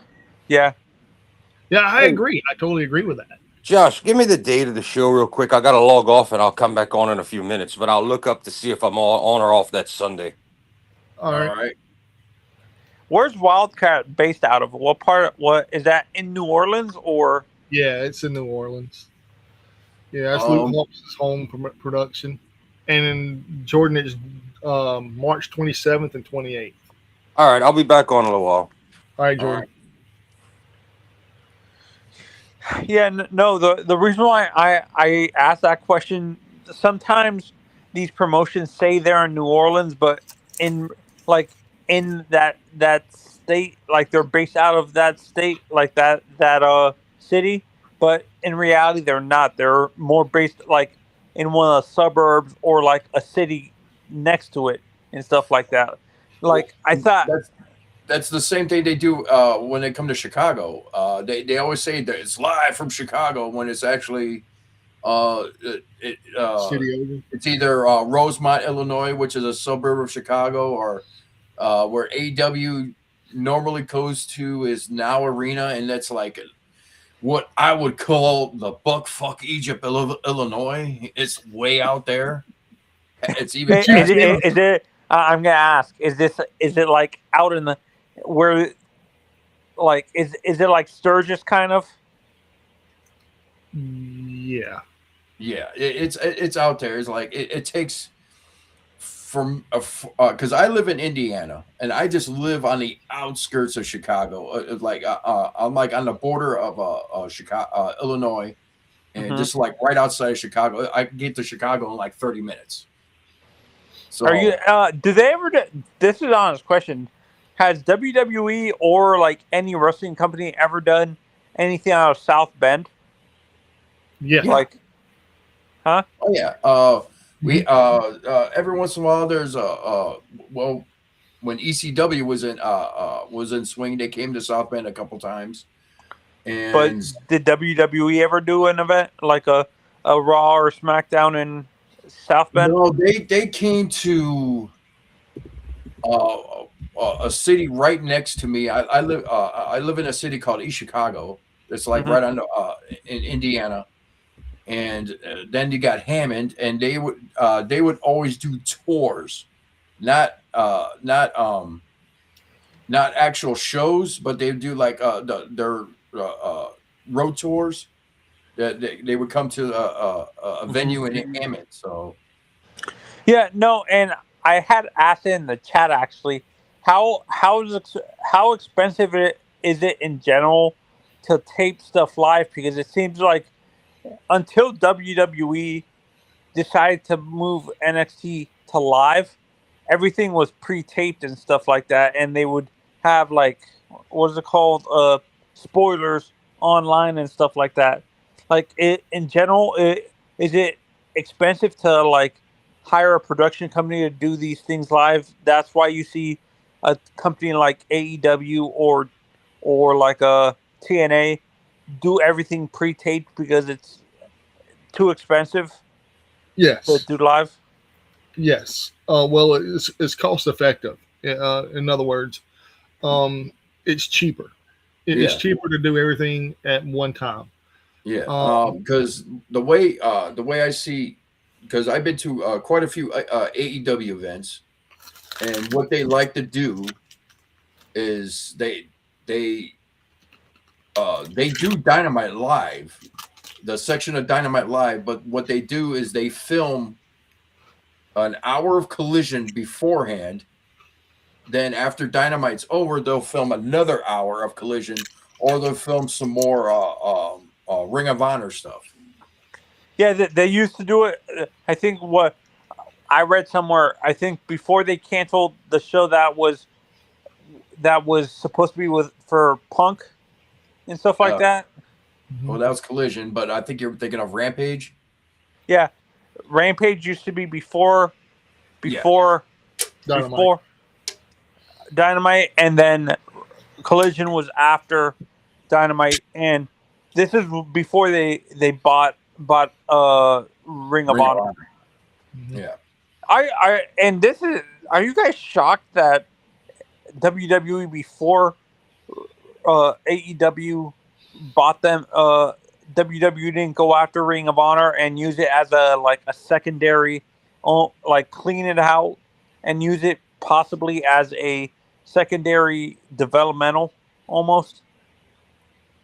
I'm not surprised because they didn't really consider Ring of Honor anything. They already took all their, at that time, they already had all their talent. They took all their best talent, basically.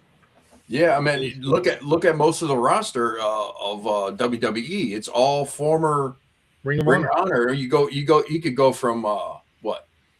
Well, at that time, AJ, Samoa Joe, CM Punk, Seth Rollins, AJ, yeah, AJ. I mean, Kevin Steen, Sami Zayn, people. So Kevin Owens, Sami Zayn. Let's see. Yep. Back then, you also had Adam Cole when that was taken. You had Roddy Strong, Tommaso Ciampa, Johnny Gargano. Was Candice part of? Go ahead. ROH? No, she was part of PWG back in the day. She was trained by that creep that nobody wants to mention. Oh, Corgan. Nope, Joey Ryan. On Mr. Puke. Yeah, Mr. I am huge in Japan. Yeah. It, is there a company that you guys think WWE would bring back to not to like use the name, but to use it as a secondary like developmental have like evolve like doing a ladder like that could be the filter system for evolve and evolve could be the filter system for like NXT. I think that's what they're doing now with the ID tournaments and stuff, the ID titles. They're using different independent companies as those feeders, and that's why you get a lot of this new ID talent that is leaving because they don't want to be a feeder to either Evolve or NXT because it's taking them forever to get noticed by WWE. Yeah, and I think that ID thing came from a good place, but it like what is it called? It was executed poorly. Do you guys agree? Oh yeah, 100%, 100% of it executed poorly. I mean, you had GCW hosting a night of it, FSW hosting a night of it. Um, it was trash. I watched both nights, and I'm gonna tell you this: I was not a fan of either one of it. It was not cool.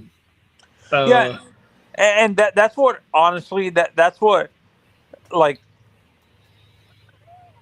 I'm not sure if the government like did the government try to get into Vince's like to avoid like did the you know how they prevented like like the NFL from like monopolizing like football or something like that or do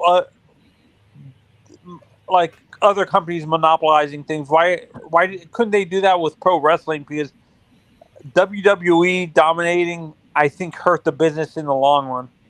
It did, and it is still trying to recuperate from 20-something years of no competition whatsoever.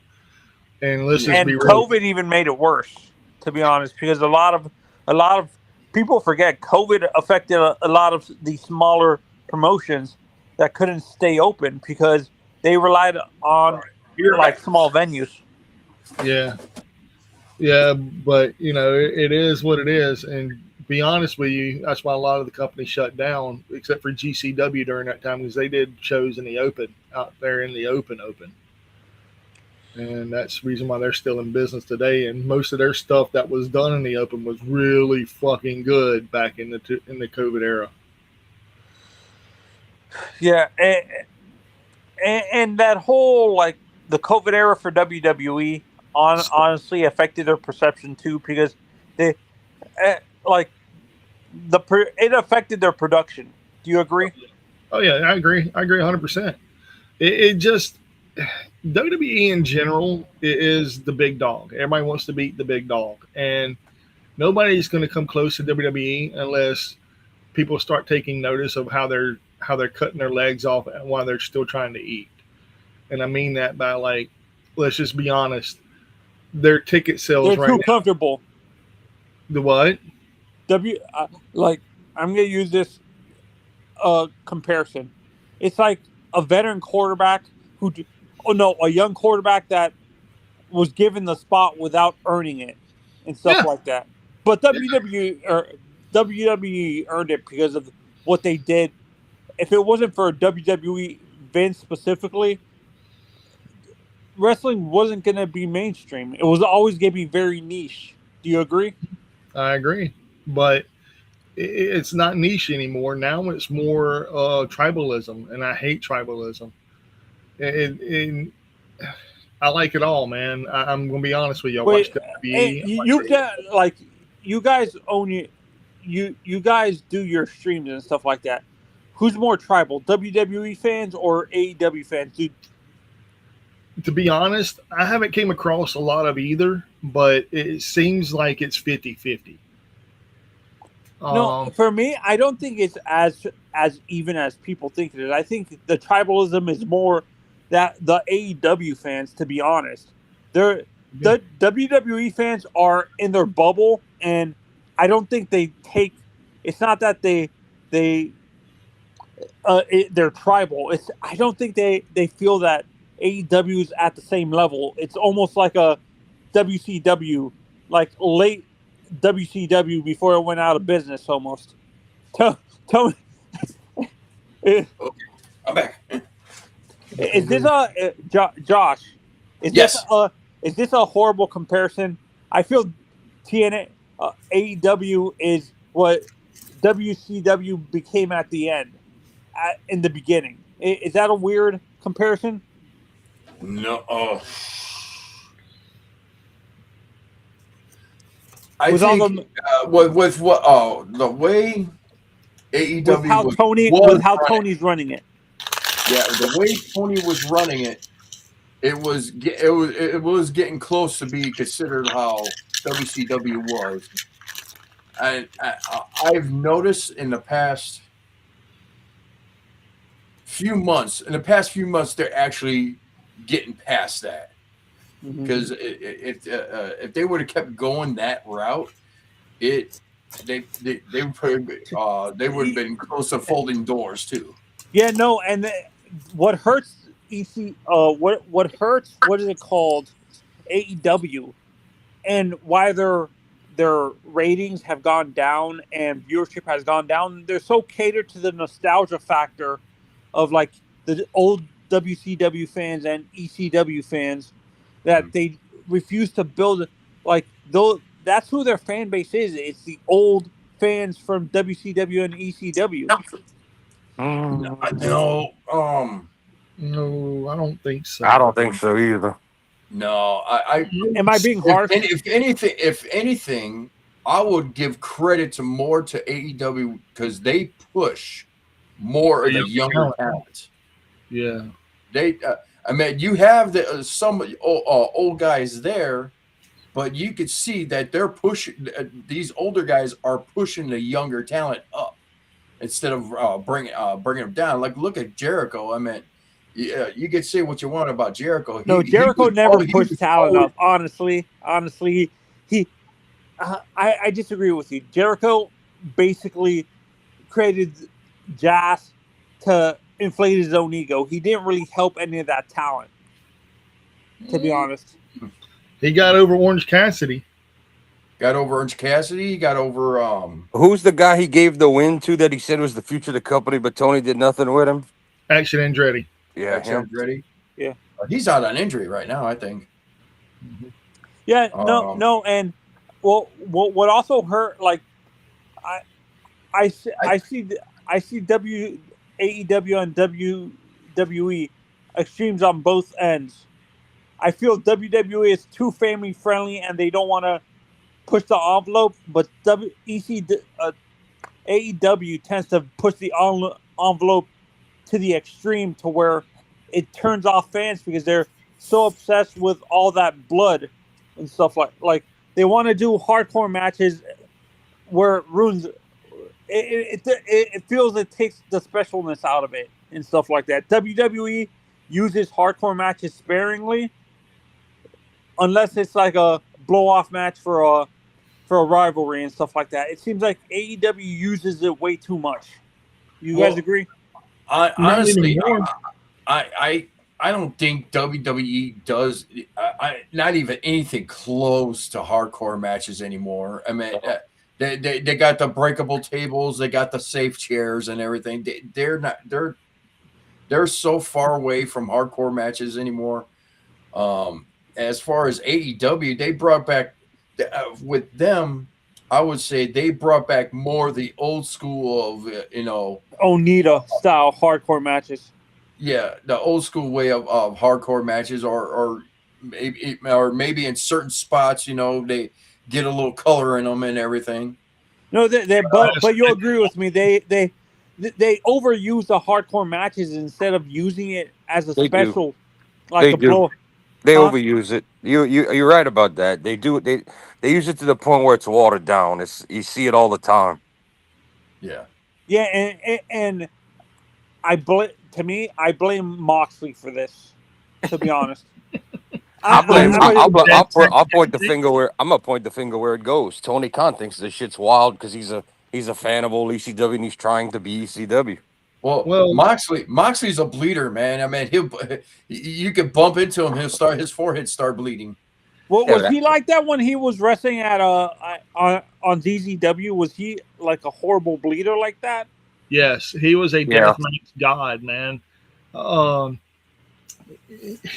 and Egotistico Fantastico were a tag team, and Egotistico Fantastico was not one of the hardcore guys at the time. He was just a guy in a mask who he has a name. I'm not going to say his name. Robert Anthony. Sold. But he's a good dude, man. He's a great guy. Robert Anthony's a great guy. Honestly, you know how I found out about Robert Anthony wasn't because of ZZW. It was actually because of the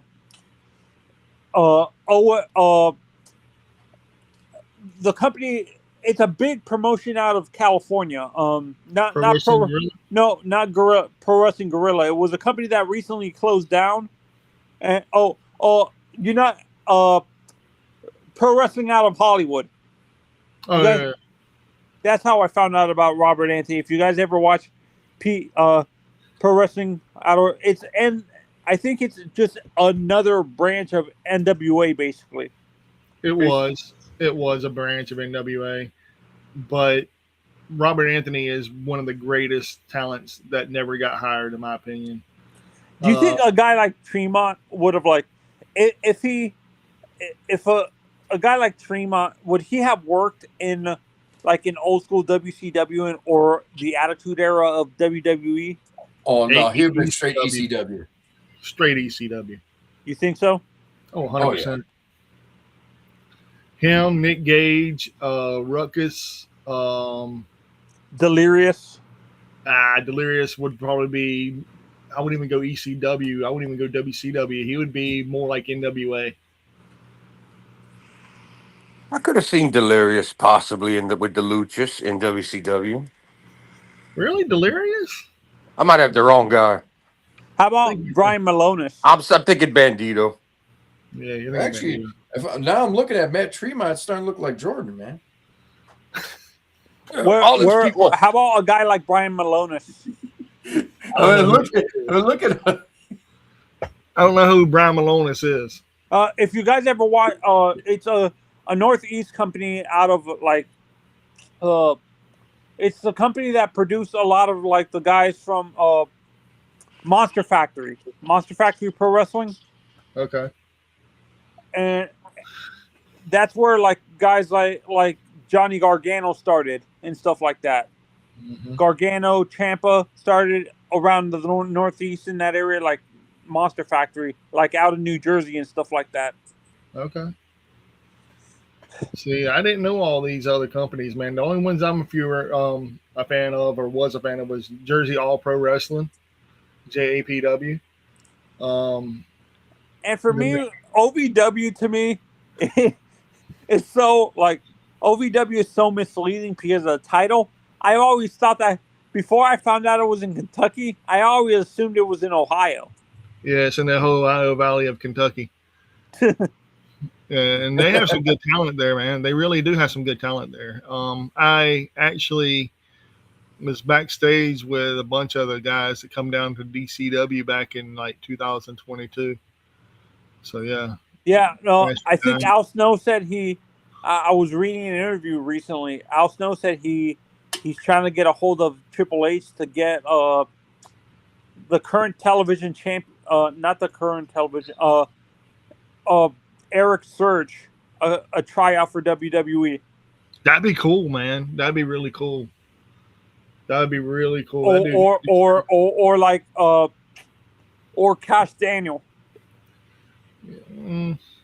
He's older, but yeah. Or send him to TNA where they could use some help.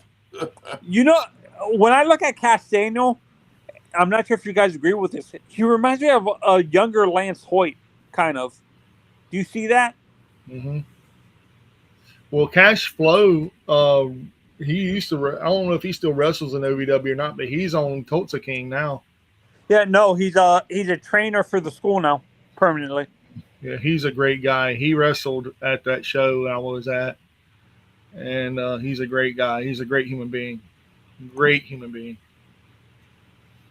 I like Cash Flow. He is well deserved, man. Well Yeah, deserved. no, and when I was younger, actually, I got to meet The Rock in person because he lived in Miami. He was coming out of a seafood restaurant, like on Miami Beach. If you smell, Yeah, no, he was. Remember those crazy Cadillacs he used to ride? Mm-hmm.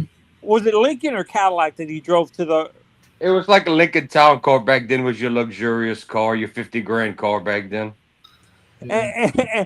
And he actually said the shirts he wore weren't that expensive. They were like really $10. cheap. They just made it look super expensive, but he said they were like cheap Hawaiian shirts that they got from like Walmart and stuff like that. They used to talk about his pretend it was $500 shirts. Yeah, you just Like got $500 shirt. Hey, I seen back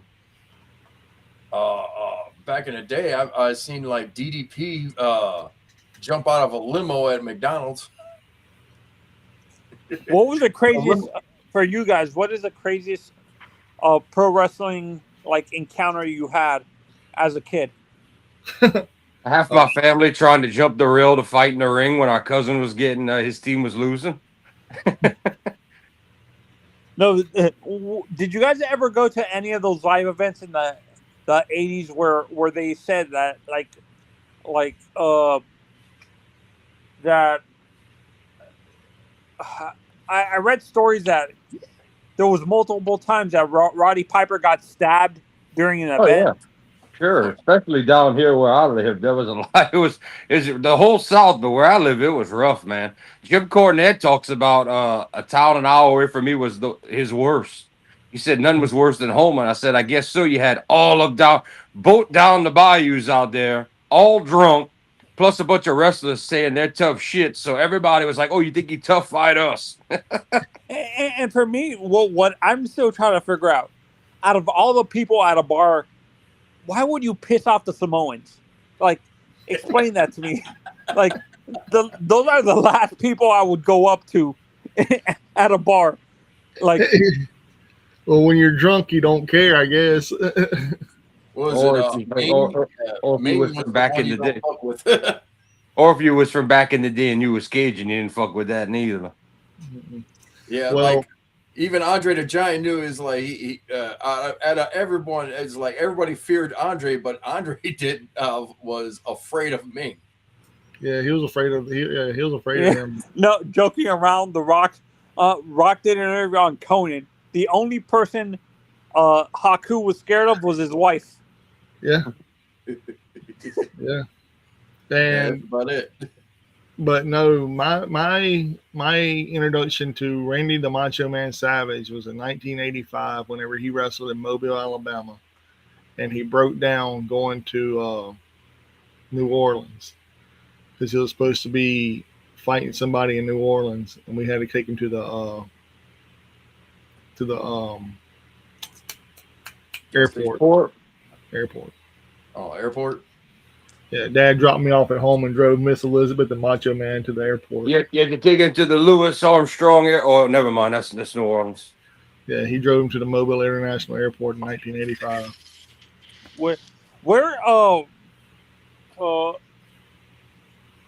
The big arena that they do those wrestling events, like, is it at the Armory that they do those, like, independent in Alabama mostly? Like the big armory that's around that area, like the military base? Not down here. They do them in, man, I'm going to be honest with you, they do them in VFWs. You might get a VFW, you might get that's it. Maybe a skating ring. With me, we got a lot of venues. Yeah, like, for independent shows. We got one in Cicero. Got one in Aurora for like small venues. for Indiana, there's a couple places in Indiana that you can have them on, but it's mostly a lot of VFWs and all that. Well, now if you're talking about like New South, which is a company out of northern Alabama, they do a lot of that's what I'm talking about. New South. New South. They do it like out of man. I love New South. I love Dump. That whole company is amazing. I've been to one of their Haas tournaments last year. It was fan-fucking-tastic. And it was at used to be a movie theater, and he turned it into a wrestling ring. And it works. It really works. I think what is it called? Bull Buchanan, his wrestling company's. He does shows in Virginia, but I think he's based out of like that area, like Mississippi, Alabama, like Southern Fried Pro Wrestling. Oh, I don't know about that one, man, but I can tell you. It's called Bullpen Pro Wrestling. Bullpen Pro Wrestling. If they're called Southern Fried Pro Wrestling, I better get a free chicken wing for showing up. No, the best one I went to, it was actually that GCW event. Yeah. This place was awesome. It was basically it was in Berwyn, Illinois, and basically it was a VFW. Then right behind this hall of a VFW, then right behind it is a bar. Then right next to it is a chicken shack. So while they're over having live death matches in the ring, and over order like a little basket of chicken and go over there watching fucking light tubes explode and eating chicken and everything. At one point I almost thought they knocked over my chicken, and I thought I heard myself live on air. It's like, don't hit my chicken. Between Callis and Russo, who do you guys feel is more of a heat magnet? Callis. Oh, Russo. Oh man, Callis, dude. Fuck Don Callis. Fuck Don Callis. Russo don't get that much heat at JCW shows. I ain't worried about him in JCW shows in life. Like Don Callis still gonna have some people that's gonna want to shake hands with him too. Russo's hated by like 90% of the population.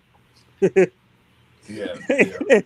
including Cornette. I mean, let's look at Don Callis coming out, whether he was Cyrus in ECW or he was the Jackal at his big, not even that, his biggest pay-per-view in AEW with all the heat and everybody booing him.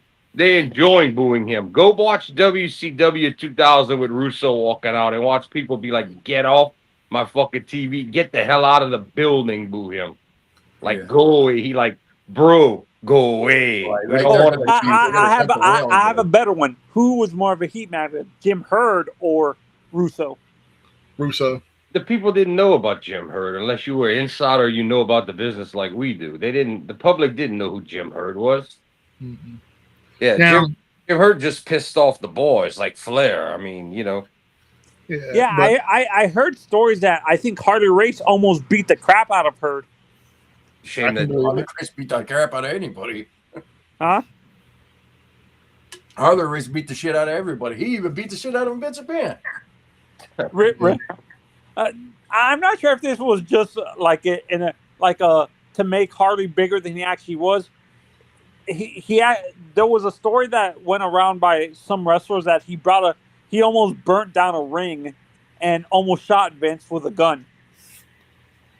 Wow. Well, I know he choked out Vince. Yeah, he did do that. Yeah, I know that. Or the most notorious with the gun was Rick Rude. He would go to promoters and go sit at their desk with his gun. And Rick Rude was a legit tough dude too. Yeah, he didn't fuck around. I heard that Rick was like a psychopath. Like he was nuts. I don't know about like that as much as Rick Rude just, you're gonna talk shit, I'll fuck you up. Or you don't think you're gonna pay me what we agreed tonight? Go in his car, get the gun, and then go in the office. Pay me. Harley Race was notorious for that. Roddy Piper was notorious for that. After he almost got stabbed a couple times, he had to start carrying a gun. Mm-hmm. I got a dream match for you guys. Prime Kurt Angle versus a Prime Ken Shamrock. Kurt Angle. in a shoot fight. Shoot. Shamrock's gonna go for more of the holds to try to break bones to make it in. Angle's trained to know how to counter that and look for you going for that, plus more move. I really think it in both in their prime. I think Angle would know how to counter a lot of Shamrock's stuff. I just was trained. Oh no, my mistake. I got better one. A prime Larry Zbyszko versus a prime Kurt Angle. Kurt Angle. Yeah, Zbyszko might have been. Zbyszko was trained by Bruno. All right, Bruno was not a legit Olympic wrestler. Bruno was great and all, but Zbyszko learned pro wrestling from a pro wrestler, and he's the one and only man Bruno ever taught because he snuck under Bruno's bushes, and Bruno caught him, and he's like, "I want you to train." Only guy Bruno ever trained was Larry Zbyszko. I thought Larry was a legitimate like he was a legitimate amateur wrestler though. Yeah, wasn't he? The only other than Angle, before Angle, the only other Olympic wrestler was Ken Patera. Yeah. Yeah. Oh, and that's a guy. How about him versus Ken? And if you want to get into like college level collegiate fighting, Brock Lesnar was legit in his day. Shelton Benjamin. Yeah, him, Shelton Benjamin. AJ Cody did collegiate wrestling, and then he was on a winning streak when he was young. And when he lost, he felt bad, and then he said, "You know what?" He said, "I took a breath and I went." Do you guys think Kurt Henning's legit, like his amateur background gets overshadowed because of how entertaining he was? WWE, yeah. Well, when he did the ECW jumping into TNA, we got to. I mean, he broke his body, but we got to see him wrestle like a fucking animal. That's what I like. That's when I became a fan of Kurt Angle. No, I'm talking about Henning, Kurt Henning. Oh, Henning's terrific, man. Henning was one of the. If you had to pick 5 people that could have been world champ, that wasn't like a Scott Hall. I mean, Henning's up there as well. Rick Rude too. Rick Rude as well. No, Rick Rude was champion. Well, he was a champion at WCW, not WWF. Yeah, no, I got one. How about who was the Tornado when he came into WWE? Was it Kerry? Kerry Von Erich? Yeah, Kerry. Yeah, do you think Kerry would have been able to become a champion if Vince had booked him right? Honestly, he was good under his dad's promotion, but under the WWE banner, he was not good. But then again, nobody knew that he was missing a fucking leg. Yeah, that too. Nobody knew. Nobody. And the crazy part about it was, he was fantastic in that ring. Yeah, and that's the best part is like nobody knew he was missing a leg, and he was fucking phenomenal wrestler. Yeah, no, and it's funny that a lot of people say Kerry's the best out of everybody there, out of all his family, but him and Kevin admitted that David was the best overall wrestler in that family. Like in terms of entertainment, like if I think David would have surpassed both Kerry if he hadn't died so young. I think David would have surpassed both Kerry and Kevin. Yeah, I agree. And I will be honest, if David wouldn't have died, I don't think that curse would have hit that family the way it did. Yeah, because the dad was just so pushing, and then you had one brother who really didn't want to wrestle, and they forced him to wrestle, and fucking broke his collar. Mike, was it Mike Von Erich? Yeah. Mm-hmm. Oh, I didn't know Mike didn't want to wrestle. I thought that whole family wanted to wrestle.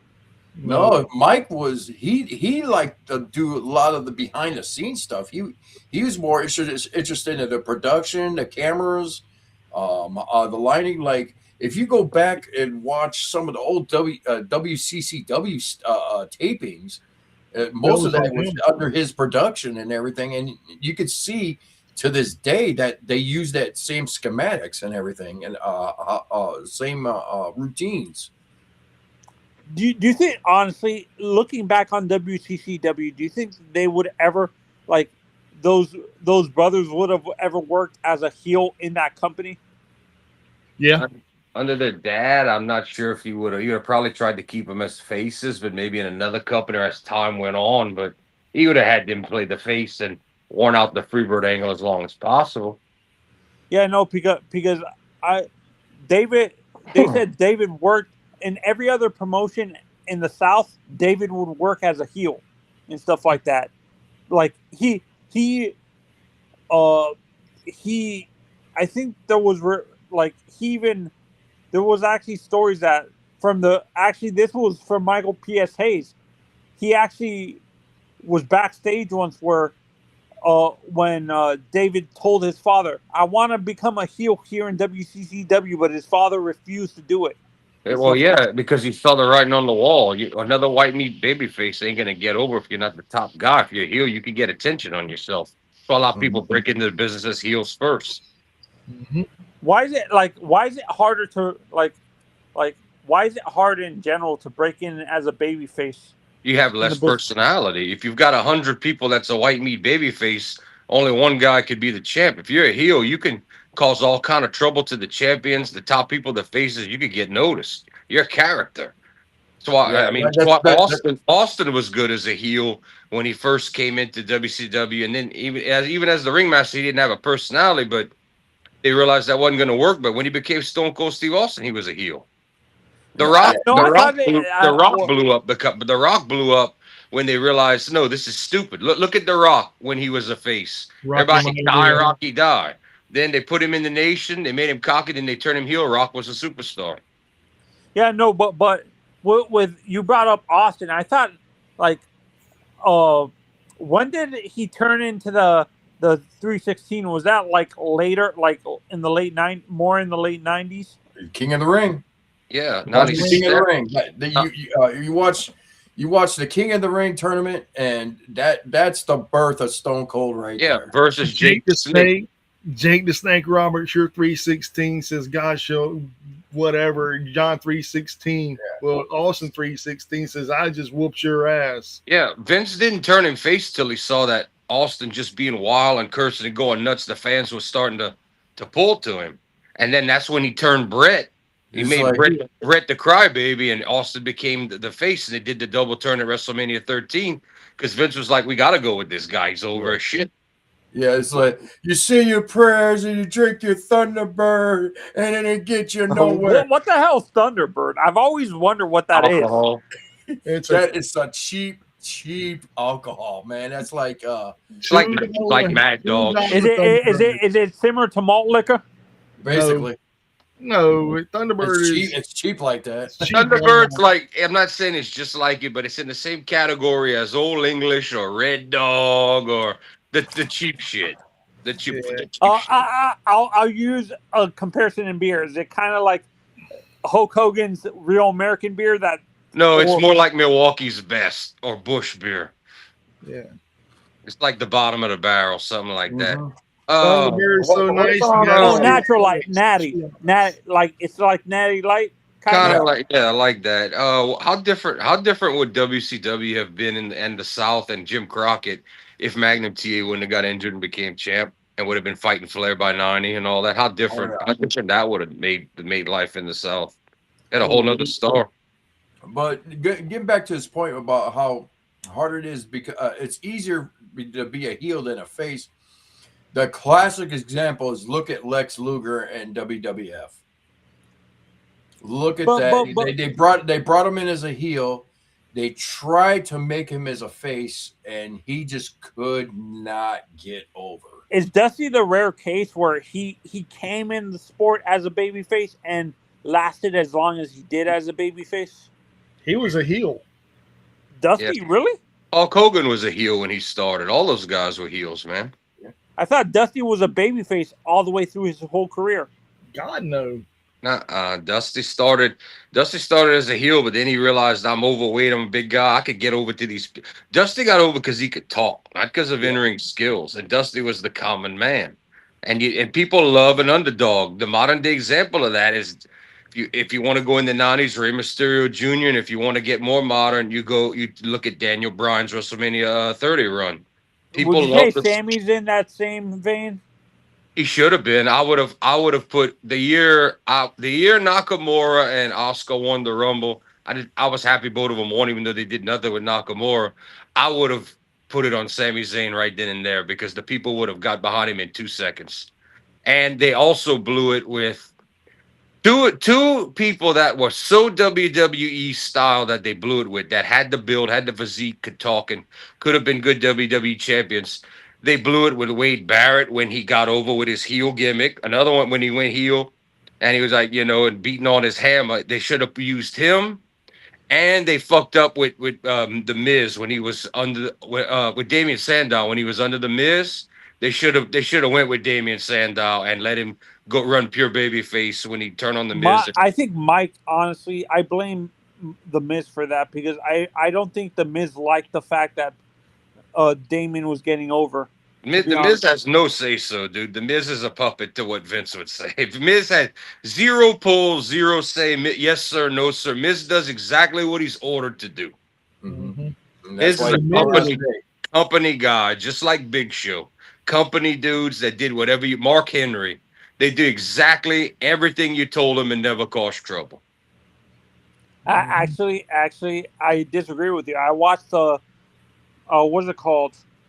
He was on Taker's thing on Taker's podcast, and he was saying that early in his career, he almost killed multiple people because they kept on like ribbing him and stuff like that. Because Mark Henry, yeah.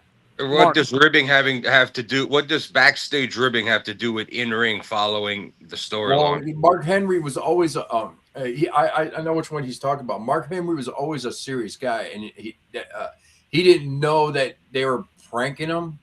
He thought they were being mean. He thought they were being mean. How would you act if I put my shit in your sandwich and watched you eat it? How would you act, Josh? I'd be pissed. Well, X-Pac. X-Pac took a shit, put it in Mark Henry's sandwich. He says, "A good sandwich, bro." Mark's like, "Yeah, it's good." They watched him eat it. Then they told him after.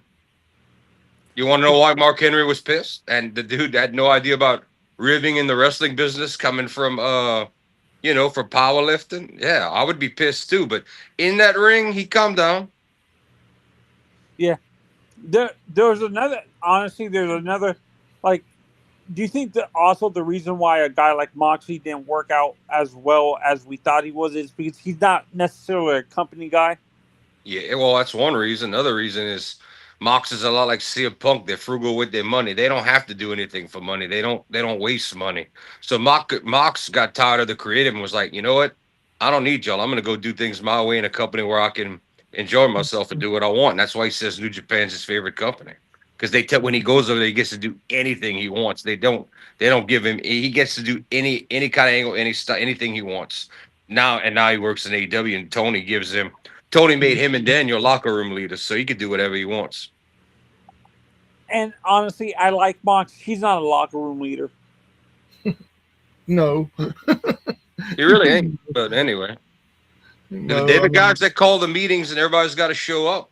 They're the guys that are like everybody in the cafeteria, whatever, now, and everybody's got to go. Mox is one of those top guys with Brian. Yeah. No, and that's why I asked in a previous stream, guys, like if Triple H had taken like head of creative like a lot sooner and booked Mox correctly, do you think it wouldn't have changed anything? He would have still left? Yeah. Yeah. I don't think Triple H would have pushed Mox as the top guy. Rollins is like his kid. I mean, as long as he's not, Rollins and Becky Lynch are like Triple H's illegitimate children. That's why they're still there, and they can have careers till the end. And I said this when I look at Mox, he reminds me a little bit like his mannerisms is Terry Funk all the way. Do you see that? I know that he looked up to Terry Funk in the deathmatch thing and all that, but Terry was more out there than like Mox just comes out like swinging like he's badass and got the persona like he's trying to be Stone Cold walking out there, whereas Terry Funk come out like the crazy old man. He just come out there like completely unhinged. Mox don't and come people out there forget unhinged. how and this is what pisses me off about when we talk about Terry. We talk about his entertainment aspect, but we forget the guy's a great technical wrestler. Well, him and Dory, all you got to do is go back in the day. There's a reason that him and Dory did what they did as, as tag team wrestlers. Terry did the same thing. Well, he could wrestle better than Foley, but he did the same thing. So I need more to my career. I can't be a white meat baby face.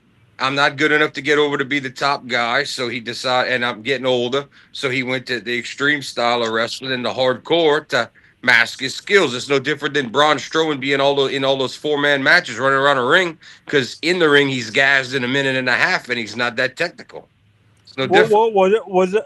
Did Brody have that issue too? Was he a big gasser? Did Brody? Brody, what we talking about? Bruiser Brody or Brody Lee? No, a bit Bruiser.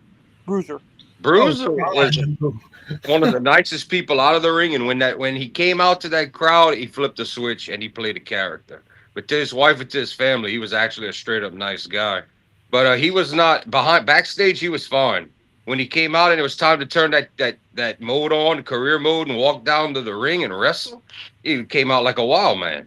Oh, no, that's what I'm saying. Like in the ring specifically, you know how you say a guy he could go. He wasn't. Those old time wrestlers were never gassed. You had to be able to go in the ring to perform matches. You didn't get 5-minute matches and 2-minute matches like you do on television and commercials and waste time. You had to go out there and wrestle 6 days a week, say like Flair, twice on Sundays if you were the champ, and be able to, and maybe not 60 minutes, but all those even those big horses that look like they would be gassed. Those guys, Ted DiBiase was never gassed. Even with his build, I mean, they put Sting and Warrior through the ringer. When they came in the company, they were like, these dudes are new. They're like, oh yeah, they worked the shit out of them in a ring with no crowd. And I'm a big fan of the Samoans. Like every time I watch their matches, was how big they are. I'm surprised they didn't get gas. Like, you gotta keep your cardio up and work every day in the ring, not once or twice a week like modern day. And it wasn't about the entertainment. It was about what you could do in a freaking ring. So you ran those ropes. Like that's why Flair and Orange say there was no time to work out and go to a gym. You worked in that ring 6 days a week and then twice on Sunday, and that was your workout. And Flair would be doing 60-minute matches. That's how you stayed. That's how you stayed healthy. I mean, that's how those guys stay. And I think the cardio is different. Like to me, I think there are still cardio. Like the big guys, like I can understand Strowman not being great with cardio because he's big. It wasn't just that he was lazy. He got a couple of times he got in trouble with management for showing up, and he's like, "My bad." And they were like, "No, not my bad. Go home." They're like, "No, you don't just get to show up to Raw when you feel like it." He'd be late. And I'll tell you another thing too, like those the older cats, they would stay, like you said, in peak condition. And the younger cats now, they don't know how to do that. And back then they had rest holds, like real rest holds. That as well helped. And now they don't really do no rest holds. Yeah, you had to know how to take a powder if you were putting on a big old long, about 30 minutes or whatever. Yeah, the live crowd. I'm gonna bring up 3 guys that I feel have great cardio. Seth. Maybe it's because he does CrossFit. It's exactly why. Roman. I don't find at all. Roman's gets very slow in the ring. Oh no, my mistake. Jacob Fatu. Jacob has a crazy gas tank for how big he is. I could tell you who had great cardio for his damn size. When he was younger and in his prime, Samoa Joe. It's insane what he would do in his TNA run and in the 2000s. I couldn't get when the first time I saw him and he did that flip, that standing flip where he kicks you in the head. When you stand, I was like, look at this fucking guy. Look at this guy move for his fucking size. And I was like, a female that has great crazy cardio that I feel that she doesn't run out of energy is Asuka. Yeah. I mean, Rob Van Dam should be credited for his excellent cardio. Chris Benoit, Dean Malenko, Eddie Guerrero. Those guys just moved at a insane. Would you say did Ray have great crazy cardio? Well, yeah, but Ray was also short of the knee. Ray was also light as shit, so it didn't wear down the other wrestlers to pick him up and do the moves and help him to make it look good and all the spin around and Huracan Ranas and all of that. Working with Ray was easy. Ray made it easy. So it was. AJ Styles has got phenomenal cardio. Yes, he does. He really does, and that's because he never stopped. He How kept it about up. Eddie? How about Eddie and his former teammate in the American Wolves? Oh, you know what, Davey Richards? Yeah. Eddie Edwards now, I know. Eddie Edwards 20 years ago, yes. Davey Richards, pre-injury, pre U2 movement or Me Too movement, yes. I can tell you, as a horrible Eddie Kingston, and when he went wrestled one in Japan, he had to move so slow to waste time because he knew he couldn't keep up with those guys. And got mad because Sammy called him fat. Hey, Sammy called a spade there, dude. You on TV in front of people, you could lose 15, 20 pounds in the gut and be able to move better if you cared. What happened? And you was banished. Squirrel. I'm back. Squirrel. Yeah, Kingston is. That's what Kingston said. He's got about 6 years left. He wants to go to Alaska and live next to no one and live the rest of his life like that. That's what Kingston said last year. For me, Kingston feels like a weirdo, to be honest. Pretend street thug, older guy. A lot talk. He can talk, but in the ring, he's nothing special. Nah. Not at all. I honestly, out of everybody that came, like, I preferred Homicide over Eddie. I feel Eddie's overrated, to be honest. He has a spinning back fist. I'll give him that. And he's wrestled, and he has a lot of respect for the business. A lot of respect for the business. He does, because he was so humble to be able to go to Japan and be able to get in that ring with all those guys. And they did give him some wins.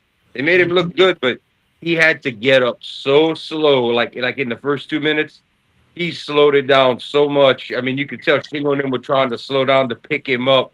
Like, because they, he knew he didn't have the cardio to be able to fly around that ring. Yeah. Yeah, that's another guy with great cardio. Well, almost the entire New Japan roster. You have to have great cardio unless you battle off Fale. But he's old at this point. But everybody over there, they could fly around. What, guys? And your guys, like in the '90s, like in the Attitude Era, was there a guy that you guys felt was underrated in either WWE, WWF, WCW, and ECW that nobody talks about around that time, like that you wish got more respect? That nobody talks about. First thing I was going to say was Owen. But I was going to say Kama Mustafa. Godfather, really? The Godfather? No, Kama Mustafa is the guy I'm thinking of is from the Gangstas. Oh, he's talking about New Jack's partner. He used to snort pencil shaving. He was crazy. He was more intimidating. Yeah, he wasn't a good wrestler at all. New Jack and Mustafa Saeed. Yeah, New Jack used to be like, bro, what are you doing? Well, how you getting high snorting pencil shavings? What's wrong with you? Wait. Saeed was crazier than New Jack, and I heard New Jack was crazy. Yeah, New Jack looked at him and said, "What the hell you think you're doing, Mustafa?" He's like, "You snort pencil shavings to get high." He really was. Yeah. Underrated WCW talent that should have been bigger and more talked about. Blitzkrieg. That dude was so far ahead of his time for the lucha and the flying around. What he does, what they try to do in AEW now, 23 years ago. For me, Blitzkrieg. I'm gonna say Glacier. Oh dear God, no! You joking us, right? I'm being sarcastic. No, Alex Wright. Alex Wright, I think, would have had a great career in WWE. Flair wanted them to push Alex Wright, even though he wasn't very big. He was tall. Flair was on Alex Wright's side. He's one of the young ones he liked. The guy, I like. I think Perry Saturn could have been a little bigger than he was. He was very good at that time. Yeah, no. What was it called? The guy, not Jindrak, but his teammate. Sean O'Hare.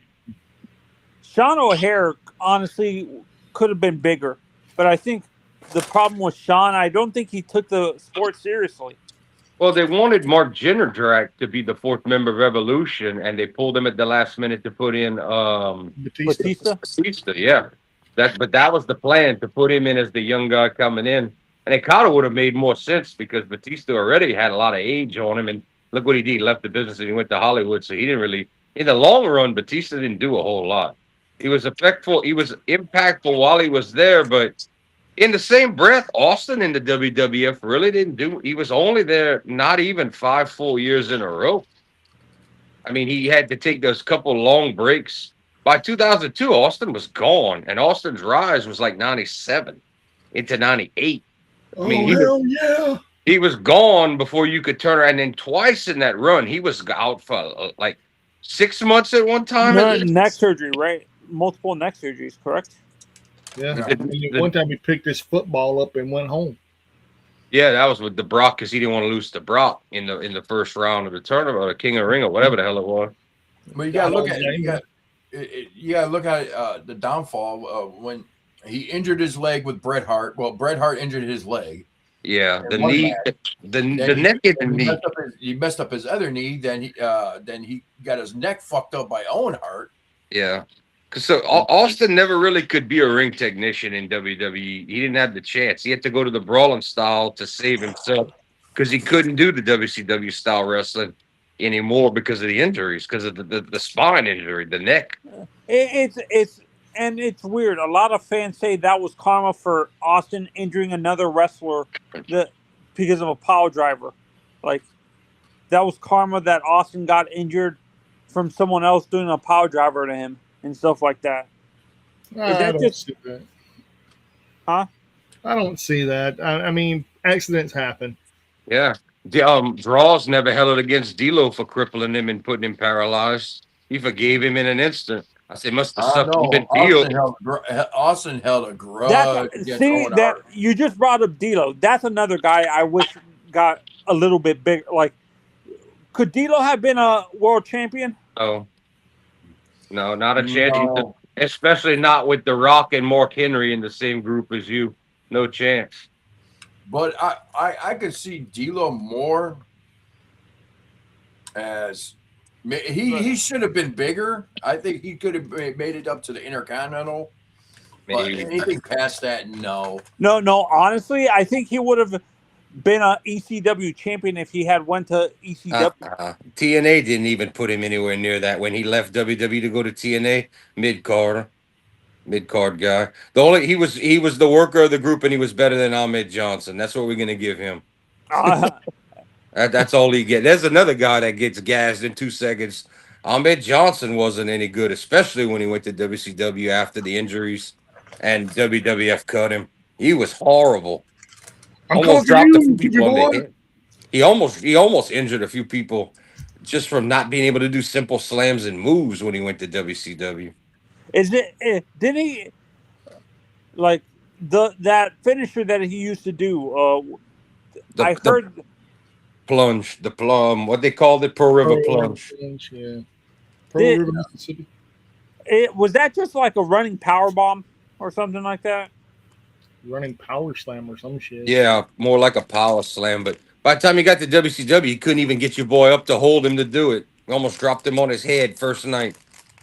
Yeah. And his only spot was to come in and do that move. It wasn't even a match.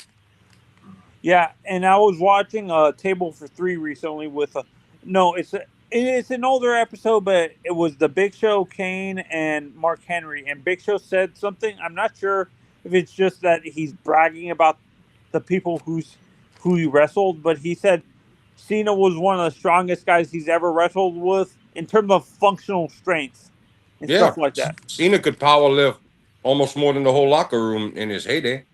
Yeah.